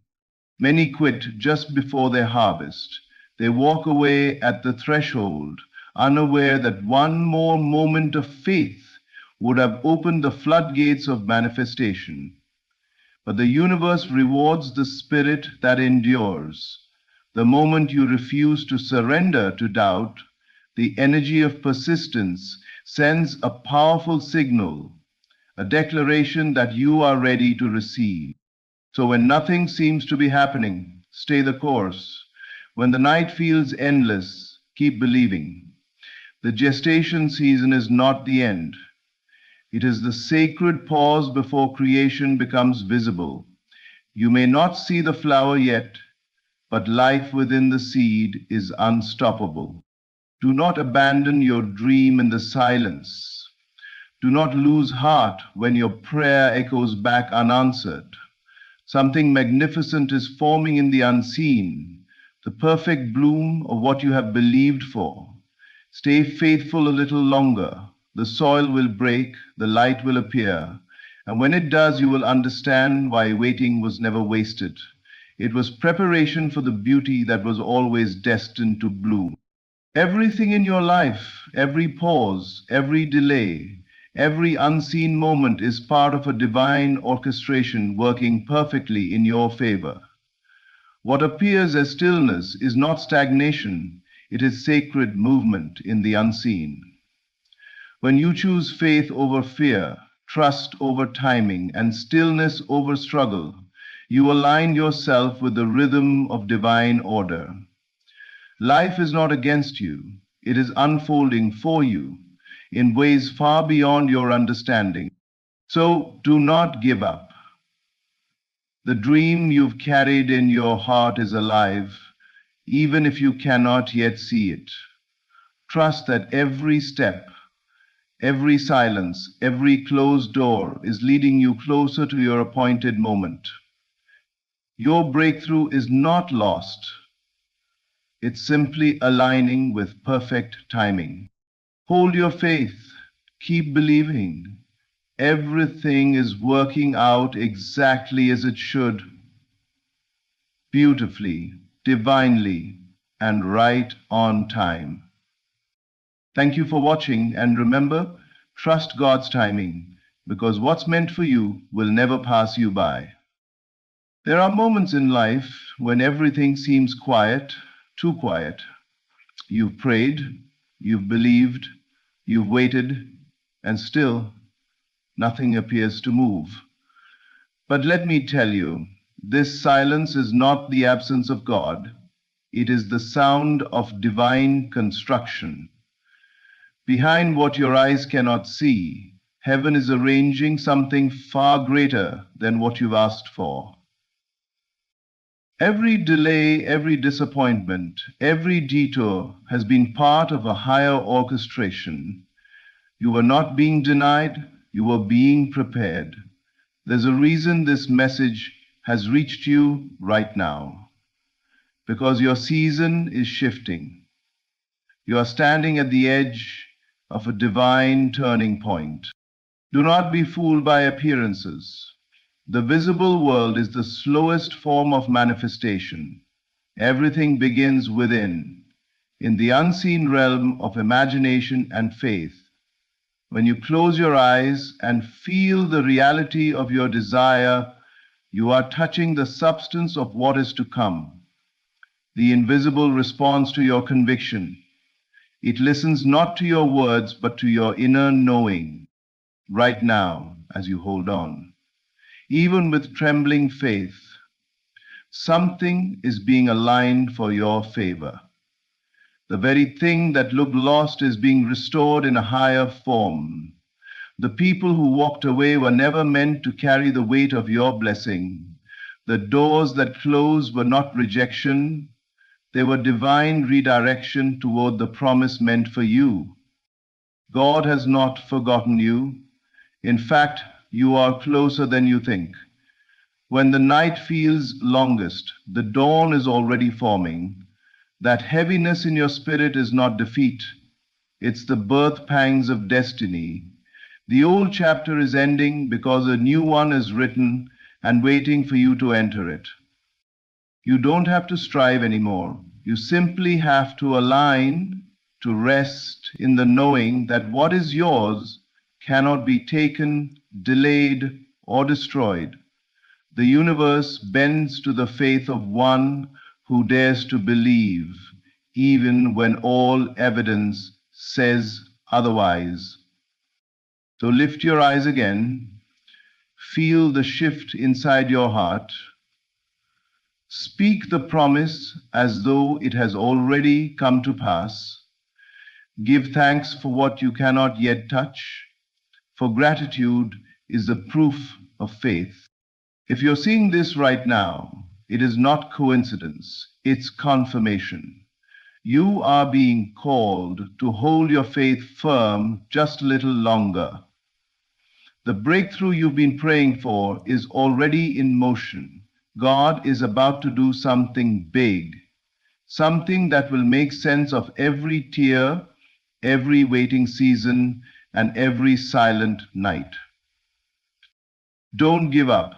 You are not at the end. You are standing on the threshold of divine fulfillment.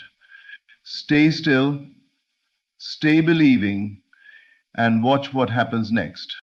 When weariness sets in, when the soul feels heavy and the road ahead looks endless, it's easy to believe that something has gone wrong, that maybe your prayers have lost their power or your vision has run dry. But that deep exhaustion you're feeling is not a sign of defeat. It's often the quiet whisper of transformation. It is the soul's way of telling you that a major shift is near. The weariness that comes before breakthrough is not the fatigue of failure. It's the labor before birth. Every time you grow tired of waiting, something within you is expanding. You are outgrowing the old patterns, the old limitations, and even the old version of yourself that once felt safe. The discomfort is not punishment, it's preparation. When the seed pushes against the soil, it must break through the darkness before it sees the light. So when your spirit feels pressed, when your patience feels stretched thin, it is only because you are being ushered into a new dimension of being. God allows this inner tension not to destroy you, but to awaken you. You cannot enter the next level with the same mindset that belonged to the old season. So the weariness comes to strip away false identities, to remove dependency on appearances, and to remind you that strength is born in surrender.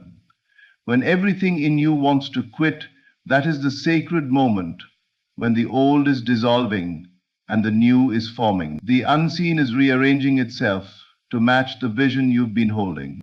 Sometimes your spirit grows tired, not because you're weak, but because you've carried the unseen weight of transition. You've been believing for something that has not yet materialized, and that invisible work can be exhausting.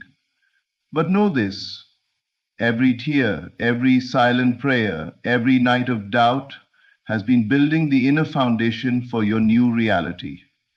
The moment you feel you can't go on is often the very moment the shift begins. That inner fatigue is your signpost, heaven's quiet signal that the old cycle is complete. Instead of resisting the weariness, honor it. Rest in the knowing that something is breaking open for your good. The mind may say nothing is happening, but the spirit knows better. The stillness you feel is not emptiness, it's divine movement in disguise. You are being reshaped from within. The vision you've held is taking form in the unseen, and soon the outer world will catch up to the inner transformation that's already complete. So if you feel tired, don't curse the process. Let it be a sign that you are closer than ever to manifestation. The fatigue is proof that you have stayed the course, that you have believed through silence and delay something great is near, not because of what you see, but because of what you've become. The weariness is not your end, it is the trembling before the dawn. The shift you've been praying for is already unfolding within you, preparing to appear without. Everything that exists in your outer world first began as an unseen image in someone's inner world. Imagination is not a mere daydream. It is the womb of reality, the silent workshop of creation where all miracles are conceived. Every structure, every breakthrough, every answered prayer is born from the invisible realm of thought and feeling. What you consistently see and feel within becomes the law that governs what unfolds around you. The mistake many make is believing that reality is fixed, that what the eye sees is all there is. But the truth is far deeper. The outer world is a mirror, faithfully reflecting the dominant images and emotions held within the mind. When you imagine with conviction, not as wishful thinking, but as a felt reality, you impress that vision upon the unseen substance from which all form arises. The universe has no choice but to rearrange itself to match the picture you hold in faith. Think of your imagination as divine soil. Whatever seed of thought you plant within it will grow, whether it be faith or fear, abundance or lack, healing or despair. The soil does not discriminate. It simply produces according to what is sown. So the question becomes, what are you planting? Are you rehearsing doubt, or are you envisioning the fulfillment of your desire with gratitude and certainty? Every mental picture, repeated with emotion, becomes a command to creation itself. When you live from your imagination rather than your senses, you begin to transcend circumstance. You are no longer limited by what is visible because you understand that the visible is temporary, but the unseen is eternal. The moment you feel the joy of having what you desire, even before it appears, you call that reality into being. Feeling is the language of creation. The stronger your inner conviction, the faster the outer world bends to reflect it. Miracles are not interruptions of natural law. They are expressions of higher law, the law of faith, which says, as within, so without. When your inner vision becomes unwavering, your world cannot help but conform. Even the impossible becomes possible, because imagination bridges the gap between where you are and where you wish to be. You don't have to force it or chase it. You simply become it in consciousness, and the outer will follow. So close your eyes for a moment. See yourself already standing in the life you desire. Feel it, not as hope, but as certainty. Walk through it in your mind until it feels more real than your present surroundings, that inner scene. When felt with deep conviction, becomes your unseen command to creation. In time, reality will mirror what you have seen within yourself all along. Imagination is the seed of every miracle. Plant it with faith, water it with feeling, and watch your world transform into the reflection of your inner belief. There are seasons in life when it seems as though heaven has gone silent, when your prayers echo back to you and every door you knock on remains closed. It is in these moments that doubt creeps in, whispering that maybe you were forgotten, or perhaps what you hoped for wasn't meant to be. But in truth, what looks like delay is never denial. It is divine preparation. The unseen hand of God is arranging every detail, aligning every element, and shaping you into the person capable of carrying what you've asked for. Delay is not wasted time, it is sacred timing. You are being refined in the waiting, stretched in patience, deepened in faith, and strengthened in character. The dream that comes too soon can crush the one who isn't ready for its weight. So God, in infinite wisdom, holds certain blessings back until your heart and circumstances can sustain them. He is not punishing you with delay. He is protecting you with preparation. When nothing seems to be happening, much is happening beneath the surface. Just as a seed takes root in darkness before breaking through the soil, your answered prayer is developing in the unseen realm. The roots of your faith are growing deep, so that when your miracle appears, it will stand firm. You cannot rush divine timing because it is not about the clock. It's about alignment. God's plan unfolds in patterns, not panic. Every moment of waiting has meaning, even when it doesn't make sense. Often, the delay reveals what still needs to be released, the old fears, limiting beliefs, and attachments that cannot enter the next season with you. The waiting tests the authenticity of your desire and purifies your motives. If you can remain faithful in the quiet, you prove that your faith is rooted not in outcomes, but in trust. That is the posture that invites miracles. Unwavering belief in the unseen goodness of God, even when all evidence says otherwise. Even when everything says otherwise, you are not being punished by the wait, you are being positioned by it.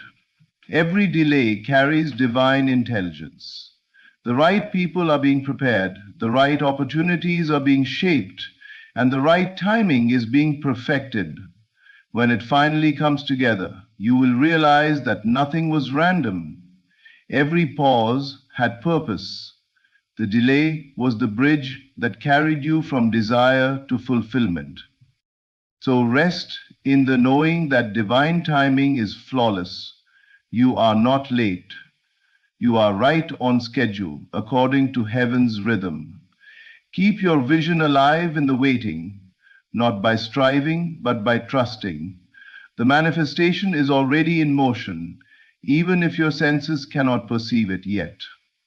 What feels like stillness is actually movement on a higher plane. The pattern of delay is not withholding. It is the divine choreography that ensures your miracle arrives complete, mature, and perfectly timed. Faith is not hope dressed in polite words. It is a quiet certainty that what you have believed is already accomplished, even when every visible sign says otherwise.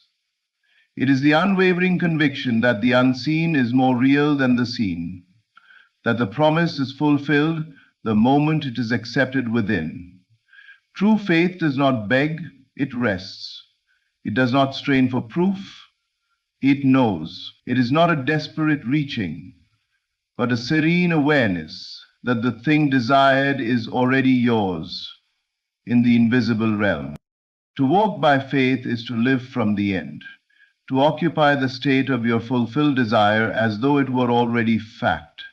This is the great secret of manifestation, to feel now what you wish to experience later. The world may tell you to wait and see, but faith reverses that law and declares, see, and you will wait no longer.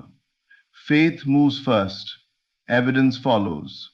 When you truly believe, you stop searching for signs, because belief itself is the sign. The inner conviction is the proof of things not seen. There is a power in quiet confidence, a strength in still assurance. Faith doesn't fight against appearances, it transcends them. It does not deny what the senses perceive, but knows that what is seen is temporary, while what is unseen is eternal. The circumstances around you may contradict your vision, but faith sees beyond contradiction. It holds the outcome so firmly within that the outer world must eventually conform to it. When you rest in faith, you shift from effort to embodiment. You stop trying to make things happen and begin living as if they already have. You no longer speak from lack or longing, but from gratitude and possession. This inner alignment creates a magnetic pull between your unseen belief and its visible manifestation. The law of life is simple. Whatever you accept as true within yourself becomes true in your experience. Many grow weary because they confuse faith with waiting. Faith is not waiting for something to come. It is the awareness that it already is. When you truly believe, time loses its grip on you. You may not see it yet, but you know that in the unseen dimension it is finished. That knowing is what moves mountains, heals hearts, and changes destinies. The outer world always bends to the strength of inner conviction. So when doubt tries to whisper, but what if it doesn't happen? Answer with a calm assurance, it already has. Let that certainty be your resting place. Faith is not blind, it is visionary. It sees through the surface of things into the eternal substance behind them. To live in faith is to walk hand in hand with the unseen, trusting that what you hold in consciousness today will soon become what you hold in your hands tomorrow. Every struggle carries within it a sacred threshold, a point unseen by the natural eye, where the balance quietly shifts, and what once worked against you begins to move in your favor. This moment of breakthrough often comes disguised as exhaustion, discouragement, or even despair. It arrives at the very instant when you feel you have nothing left to give, when your faith feels stretched to its final thread. Yet, in that unseen realm, divine forces are already at work, rearranging circumstances to fulfill the vision you held within. Breakthrough rarely announces itself. It doesn't come with thunder or applause. It comes in stillness. It is born in those moments when you choose to believe one more time, to stand firm when everything in you wants to surrender. Every great turning point in life begins with that inner decision to persist in faith, to hold the image of victory even when defeat appears inevitable. The unseen begins to respond the moment you refuse to give up. There is a law in the spiritual dimension. Nothing truly believed goes unanswered. Every act of faith creates an invisible ripple that gathers momentum until it manifests. So when you pray, when you imagine, when you persist despite appearances, you are setting divine motion into play. Just because you can't see movement doesn't mean nothing is happening. In fact, the silence often means that everything is happening, just beyond the veil of sight. Think of a seed planted deep in the earth. Long before the first sprout breaks through the soil, an explosion of life occurs underground. Roots stretch downward unseen, drawing nourishment and strength. If the seed could see only darkness, it might think nothing is happening. Yet that hidden process is the most important part of growth. The same is true for your life. Your roots are expanding beneath the surface, preparing you to rise. When breakthrough draws near, resistance often intensifies. The pressure you feel is not the sign of defeat, but the final contraction before birth. Many give up just moments before the shift occurs because they mistake the final struggle for failure. But the darkness that surrounds you now is not an ending. It is the veil that separates you from your answered prayer. Once you push through it, what was once unseen becomes undeniable. Every struggle you've endured has been building the strength, clarity, and faith necessary to sustain your blessing. The pain was not wasted. It was part of the divine calibration preparing your life for alignment. When the invisible tipping point is reached, everything changes. Suddenly, easily, effortlessly. What took years to build appears overnight. No, that is the nature of breakthrough. It seems sudden, but it is the result of every unseen moment of belief, every prayer whispered in faith, and every tear sown in trust. Hold steady, your unseen is moving, and your breakthrough is closer than you think. There is an unshakable truth woven into the fabric of existence. What God begins, He always completes. No promise spoken into your spirit will ever return void. Even when you cannot see it, even when the path feels uncertain and the waiting seems endless, the fulfillment of that divine word is in motion. God is not a man that He should lie, nor does He abandon what He plants. Every promise carries its own appointed time. And when that time ripens, nothing on earth or in heaven can prevent its manifestation. The journey between promise and fulfillment is where most lose heart. It is the space where faith is tested and patience is perfected. You may wonder why it takes so long, why the vision burns within you yet remains unseen. But the delay is never a sign of denial. It is a process of preparation. God is aligning everything, not just circumstances, but you. He is shaping your heart, refining your character, and fortifying your faith so that when the promise appears, you can sustain it. When God plants a promise within you, it becomes a living seed. That seed contains everything needed for its own fulfillment: the design, the timing, and the power to grow. But it must be nurtured by your faith. You water it with your words, protect it with your thoughts, and feed it with your imagination. The outer world may contradict it, but the promise remains true. The unseen world is more real than what your eyes can perceive. And when you persist in faith, the invisible begins to crystallize into form. There comes a moment when faith matures into knowing, when you no longer question if it will happen, because you feel that it already has. That quiet certainty becomes the magnet that draws the unseen into visibility. You no longer chase the promise, you become it. This is the mystery of divine manifestation, that what you hold in consciousness as true must eventually express itself in your world. God works through your belief, through your inner acceptance, through your willingness to see beyond appearances. So when weariness comes, remember, you are not waiting for God to act. God is waiting for you to believe completely. The fulfillment is already written. The end is secure. The very longing you feel is the sign that the promise is alive within you and nearing its manifestation. What began as an inner whisper will one day stand before you in full form, undeniable and complete. Do not let temporary silence make you doubt eternal truth. The same power that began this journey within you will bring it to completion. Stay faithful, stay expectant, stay aligned.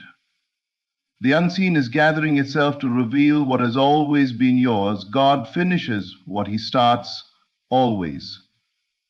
When your faith holds steady, the invisible becomes visible, and the promise that once felt distant becomes your living reality. Every waiting season, every unseen battle, and every silent night has been leading you to this very moment. Nothing has been wasted. Not the pain, not the process, not the time. God has been working behind the curtain of your life, arranging the pieces, preparing the path, and strengthening your spirit. What once felt like delay was divine design. What once felt like loss was preparation for something greater. You are standing on the threshold of a divine unfolding. The shift is already happening, not someday, but now. The inner signals of change, the quiet stirrings in your heart are not imagination, they are confirmation. The unseen is moving, the promise is maturing, and the miracle is forming. Keep believing, keep feeling, keep standing in faith. You don't have to see it to know it's done. Just rest in the certainty that God always finishes what he starts. The weariness you felt is turning into strength, the delay into divine timing, and the waiting into fulfillment. The same power that began this good work within you is bringing it to completion. Your breakthrough is not coming, it's already on its way to becoming visible. So lift your head, quiet your heart, and prepare to receive. What God is about to do in your life will be bigger, better, and more beautiful than you could ever imagine. The unseen has already shifted, and soon your world will reflect it. Thank you for watching. May this message awaken your faith, strengthen your spirit, and remind you that the promise still stands and your moment is near. Keep believing, because your miracle is already in motion. There comes a moment in every life when the outer world appears silent, unmoved, and unchanged. The mind may question, the senses may doubt, and reason may whisper that nothing is happening.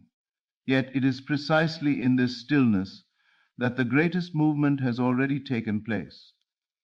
Divine favor does not arrive with noise. It does not announce itself with thunder or spectacle. It begins quietly, invisibly within. The moment you accept a new state of being, the moment you internally agree that the answer is already yours, the movement is complete. God has moved, not in the sky, not in circumstances, but in you. Understand this truth. You do not wait for favor, you enter it. Favor is not something granted from outside.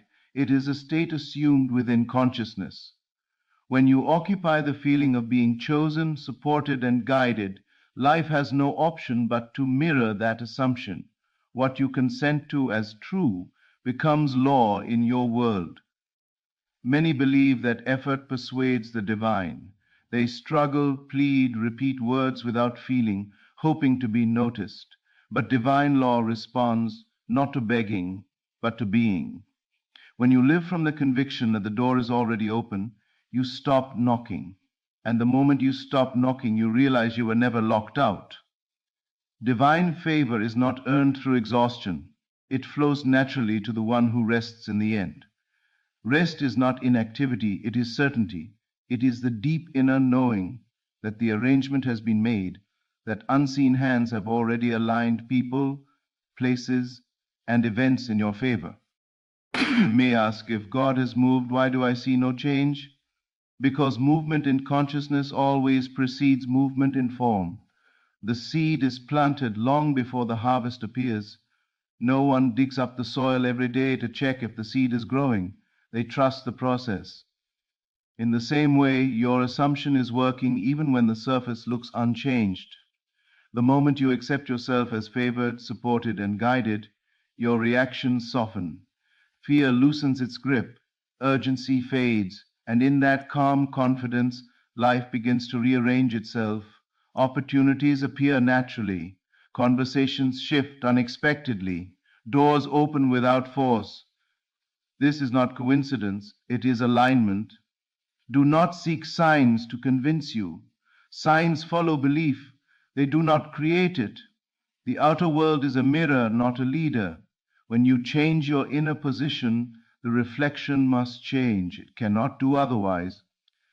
So today, choose to stand in the fulfilled state. Walk as one who knows the answer is already given. Speak inwardly from gratitude rather than need. Feel the relief of completion rather than the tension of waiting. Say within yourself, it is done, not because you see it, but because you know it. Divine favor is not coming. It has already been released. God has already moved. And now the world is simply catching up to what you have accepted as true. Rest in that knowing, remain faithful to the unseen, and watch as the invisible becomes undeniable. Nothing in your outer world ever changes until something first changes within you. What you experience as life is not happening to you, it is happening from you. Every condition, every circumstance, every repeated pattern began as an inner agreement, an unseen decision about what is true, possible, or inevitable. Long before events rearrange themselves, consciousness has already shifted. The world you see is a delayed reflection of what you've accepted internally.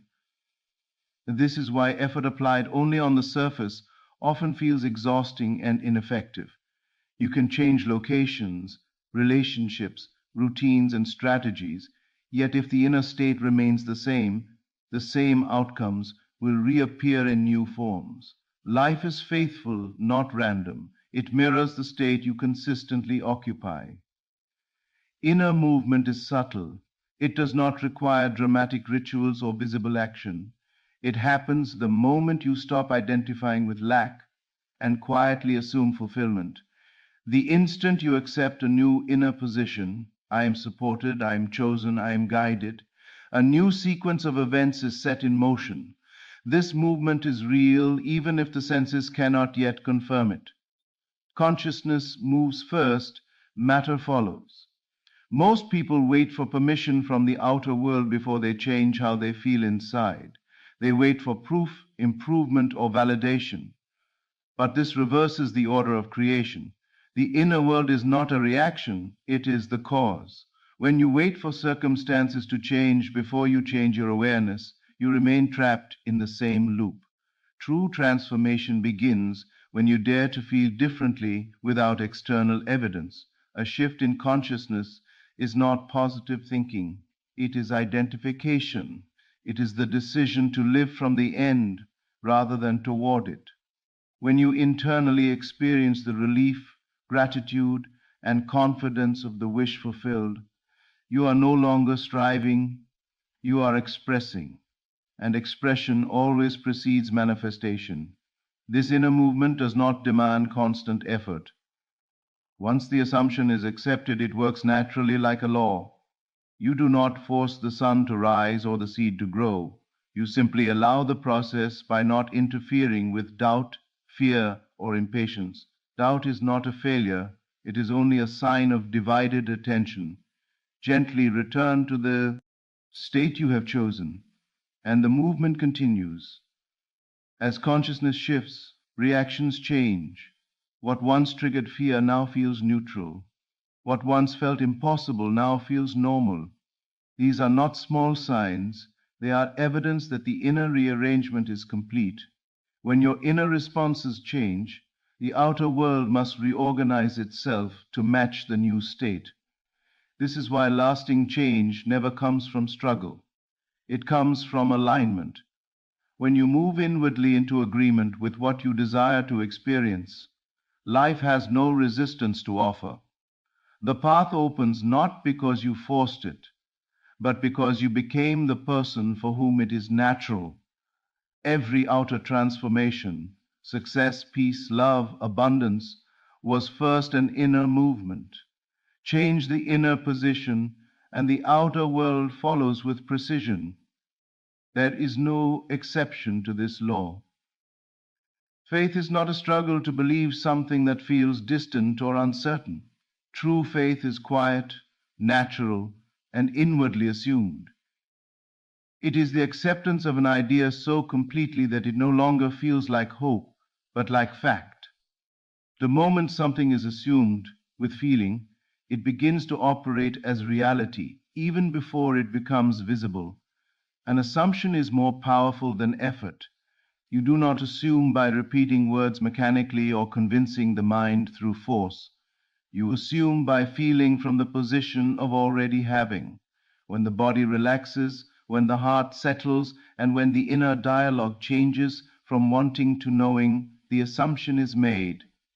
From that moment on, life rearranges itself to confirm what has been inwardly accepted. Most people think faith means waiting faithfully, enduring uncertainty, or believing despite fear. But faith, in its pure form, is certainty without evidence. It is the inner consent that says, "This is mine, not someday, but now." When you feel the naturalness of fulfillment, you are no longer asking for permission. You are living from decision. The reason assumptions harden into fact is because consciousness does not argue. It reflects. Whatever you repeatedly feel as true becomes the pattern through which experiences flow. If you assume struggle, life produces situations that justify struggle. If you assume ease, support appears without strain. The world does not test your assumptions, it simply confirms them. Feeling is the key that seals the assumption. Thought alone is weak, but thought combined with feeling is creative. A thought felt deeply enough becomes a state, and a state is an identity. Once something becomes part of who you are, it expresses itself effortlessly. You do not need to monitor it constantly. It works in the background, shaping outcomes, influencing decisions, and attracting corresponding conditions. Faith as assumption removes urgency.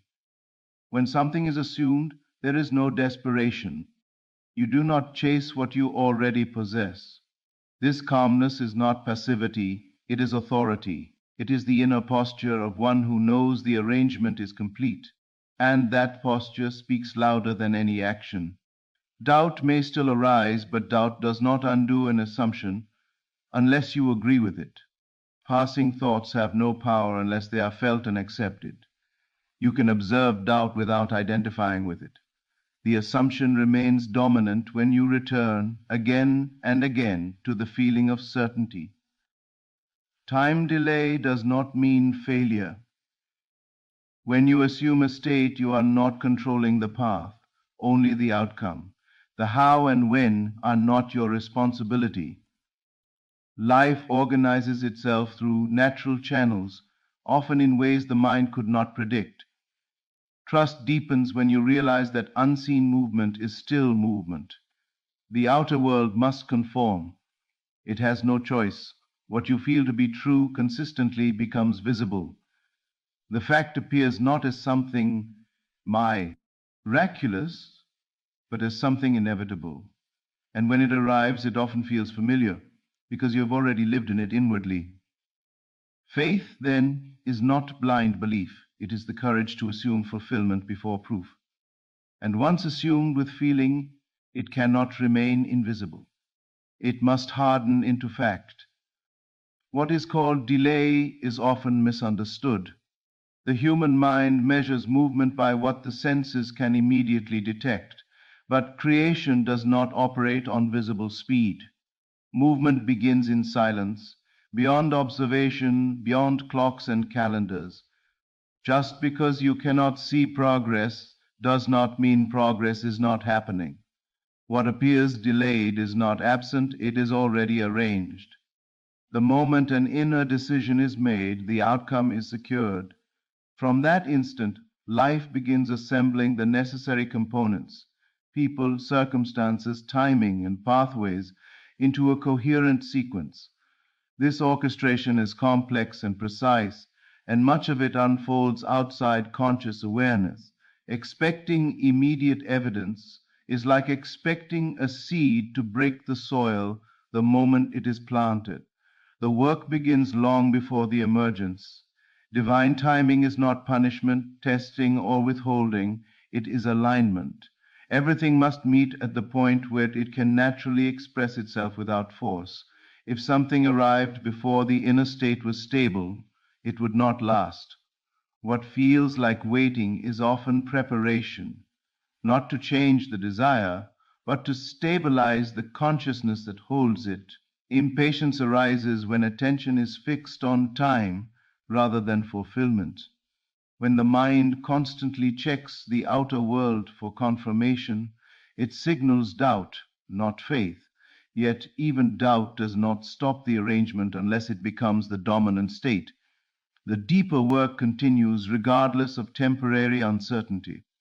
Life does not pause because you question, it only reflects what you finally accept as true. There are countless unseen adjustments taking place at once. Conversations you are not part of, decisions made by others, chance encounters, delays that protect you, redirections that refine the path. What seems like stagnation may actually be precision at work. The outcome is not late, it is exact. When you trust the arrangement, resistance dissolves. Trust is not blind optimism, it is understanding the law of sequence. Cause precedes effect, inner acceptance precedes outer expression. Once the cause is set, the effect is inevitable. Time is simply the interval required for reorganization to occur without contradiction. Many give up moments before alignment completes, mistaking silence for denial. Yet silence is often the sign that the structure is nearly finished. The loudest transformations happen quietly. The deeper the change, the less dramatic it appears, while forming, living from this understanding shifts your emotional posture. Anxiety softens into patience. Urgency transforms into calm expectation. You stop forcing outcomes and start cooperating with them. This cooperation allows events to unfold smoothly rather than through struggle. When the manifestation appears, it rarely feels rushed or chaotic. It arrives naturally, as though it could not have happened any other way. Looking back, the delays make sense. Each pause, each detour, each moment of uncertainty contributed to the perfect alignment. Divine timing is not something you wait for, it is something already in motion. The arrangement exists the moment you accept the end. What remains is the unfolding, and unfolding by its nature is invisible until it is complete. Everything you experience flows from where your awareness rests. Awareness is not passive observation, it is active selection. What you give your attention to, what you mentally agree with, and what you emotionally dwell in becomes the lens through which life organizes itself. Awareness is the creative power, quietly shaping reality from the inside out. Most people believe power exists outside of them, in circumstances, other people, opportunities, or chance. Yet nothing in the outer world has authority on its own. It only reflects the state of awareness you consistently occupy. When awareness is fixed on lack, life produces reasons to feel lacking. When awareness settles into fulfillment, life responds by providing the evidence. Acceptance is the turning point. You do not create by effort, you create by agreement. The moment you accept fulfillment as your inner position, the struggle ends. Acceptance is not pretending or forcing belief. It is the inner yes that feels calm, settled, and natural. When fulfillment feels normal rather than distant, the state is entered. This shift does not require you to control thoughts all day. Awareness is not about mental tension, it is about identity. You become aware from fulfillment rather than of desire. The inner conversation changes automatically. You stop asking when or how. Instead, you think, feel, and respond as someone for whom the desire is already resolved.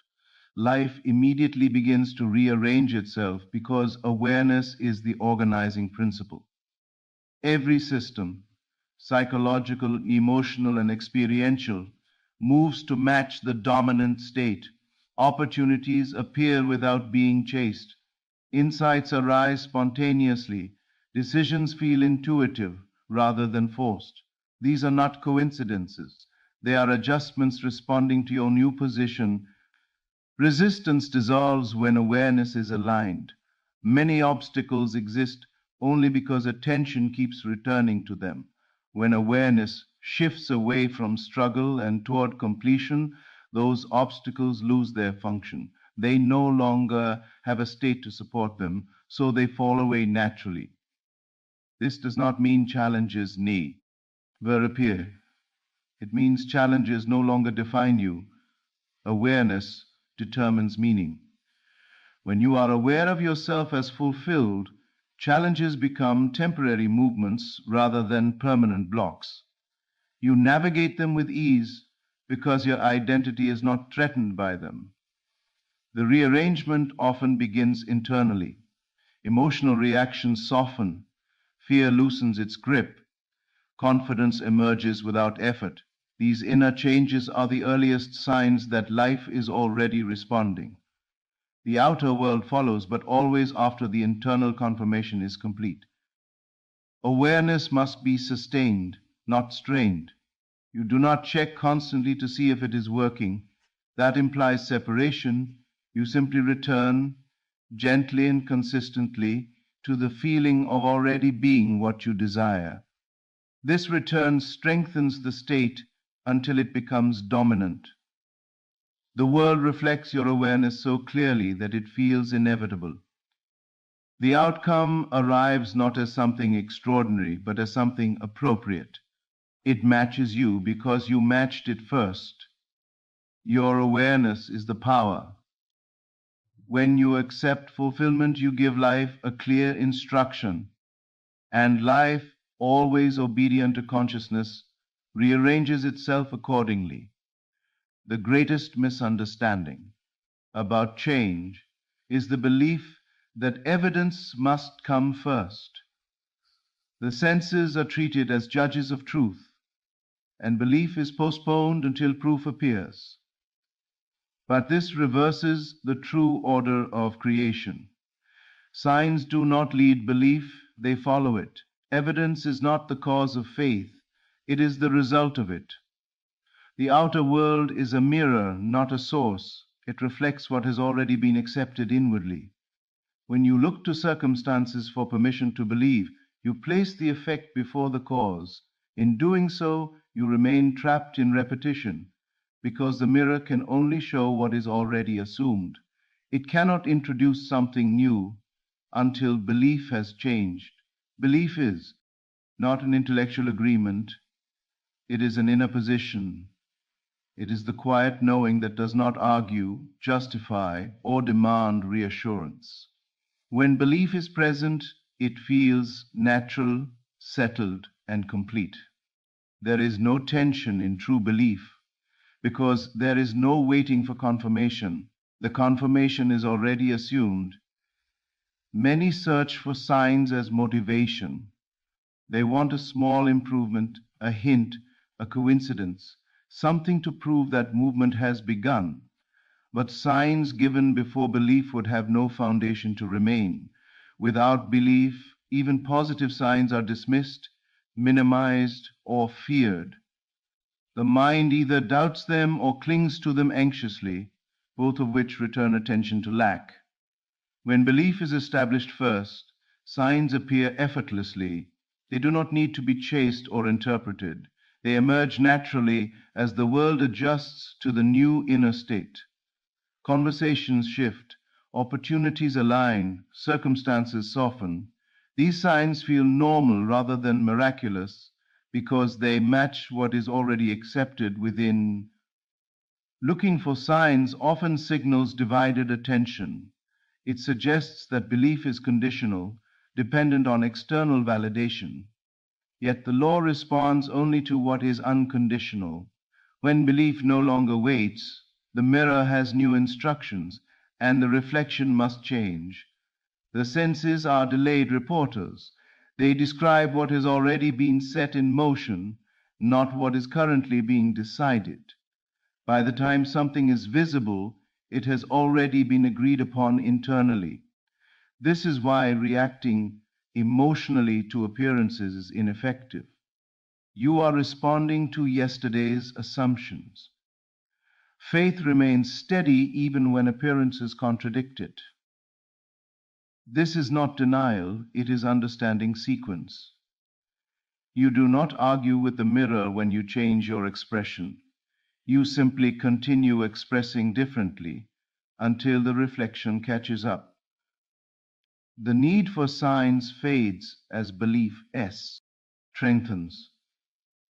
Certainty replaces curiosity. Peace replaces urgency. When belief is complete, you no longer scan the environment for reassurance. You move naturally, speak confidently, and decide intuitively. These behaviors are not strategies, they are expressions of identity. Eventually, the signs arrive in undeniable ways, not because you forced them, but because belief gave them permission. They appear at the right time, in the right form, and often through ordinary means. And when they do, they confirm what you already knew. Rest is not the absence of desire, it is the completion of it. When the end is truly accepted, striving dissolves naturally. There is nothing left to force, fix, or figure out. Peace arises not because circumstances have changed, but because the inner work has reached its conclusion. This peace is not manufactured. It is the evidence that the state has been entered. Most people mistake rest for inaction, but rest is an inner posture, not an outer pause. You may still act, plan, and move through life, yet without urgency or tension. Action taken from rest is effortless, guided, and precise. Action taken from lack is heavy and reactive. The difference is not what you do, but where you are doing it from. The moment you stop trying to make something happen, it begins to happen. This is not paradoxical, it is lawful. Striving implies separation. It affirms that what you want is not yet yours. Rest affirms possession, and life responds only to what is affirmed. Peace is the clearest sign that the assumption is complete. When the mind stops arguing with itself, when emotional volatility settles, and when the need for reassurance fades, the end has been accepted. You no longer revisit the desire with desperation. You remember it with calm certainty. Many continue to repeat techniques long after the state has been entered, not realizing that repetition. Ion from anxiety undoes the work. Rest knows when to stop. It trusts that what has been impressed will express, just as the body rests after nourishment. Consciousness rests after acceptance. Rest does not mean you will never think about the desire again. It means that when you do, it carries no charge. There is no longing, no impatience, no sense of distance. The desire feels near, familiar, even ordinary. This ordinariness is powerful. What feels natural manifests naturally. The world often tests this rest, not as punishment, but as reflection. Old conditions may linger temporarily. Delays may appear. Contradictory evidence may surface. These are not signs of failure, they are remnants of a former state. Rest allows them to pass without reaction. Reaction would re enter the old identity. Non reaction keeps you anchored in the new one. Rest is trust in sequence. You know that once the end is accepted, the middle takes care of itself. You are not responsible for arranging events, convincing people, or controlling outcomes. Your only responsibility is to remain faithful to the state you have entered. From rest comes clarity. Ideas arise without effort. Decisions feel obvious. You move at the right time instead of rushing. This is inspired action, born not of fear but of alignment. When fulfillment arrives, it rarely shocks you. It feels expected, even overdue. This is the signature of true rest. You recognize the manifestation as something you have already lived with inwardly. Peace is not the reward at the end of the journey. It is the sign that the journey inward is complete. When you rest in the end, the work is done and life moves to prove it. As we bring this message to a close, remember this above all else. Nothing you are seeking is outside of you. Every shift in life begins with a shift in awareness. When you move inwardly, assume with feeling, trust, unseen arrangement, and rest in fulfillment, you activate a law that never fails. Life does not respond to effort, worry, or waiting. It responds to consciousness. What you have accepted as true within is already shaping what will appear without. The silence you may be experiencing is not denial, it is preparation. The peace you feel is not accidental, it is confirmation.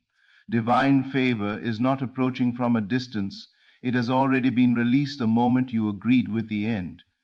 Do not chase signs. Do not question timing. Do not return to struggle. Remain faithful to the state you have chosen. Walk, think, and feel as one who knows the work is complete. Let patience replace urgency. Let trust replace fear. And let peace become your natural home. The outer world will catch up. It always does. Thank you for listening. Thank you for your presence. And thank you for allowing this truth to meet you where you are. Stay rooted in awareness, rest in fulfillment, and watch life unfold in your favor.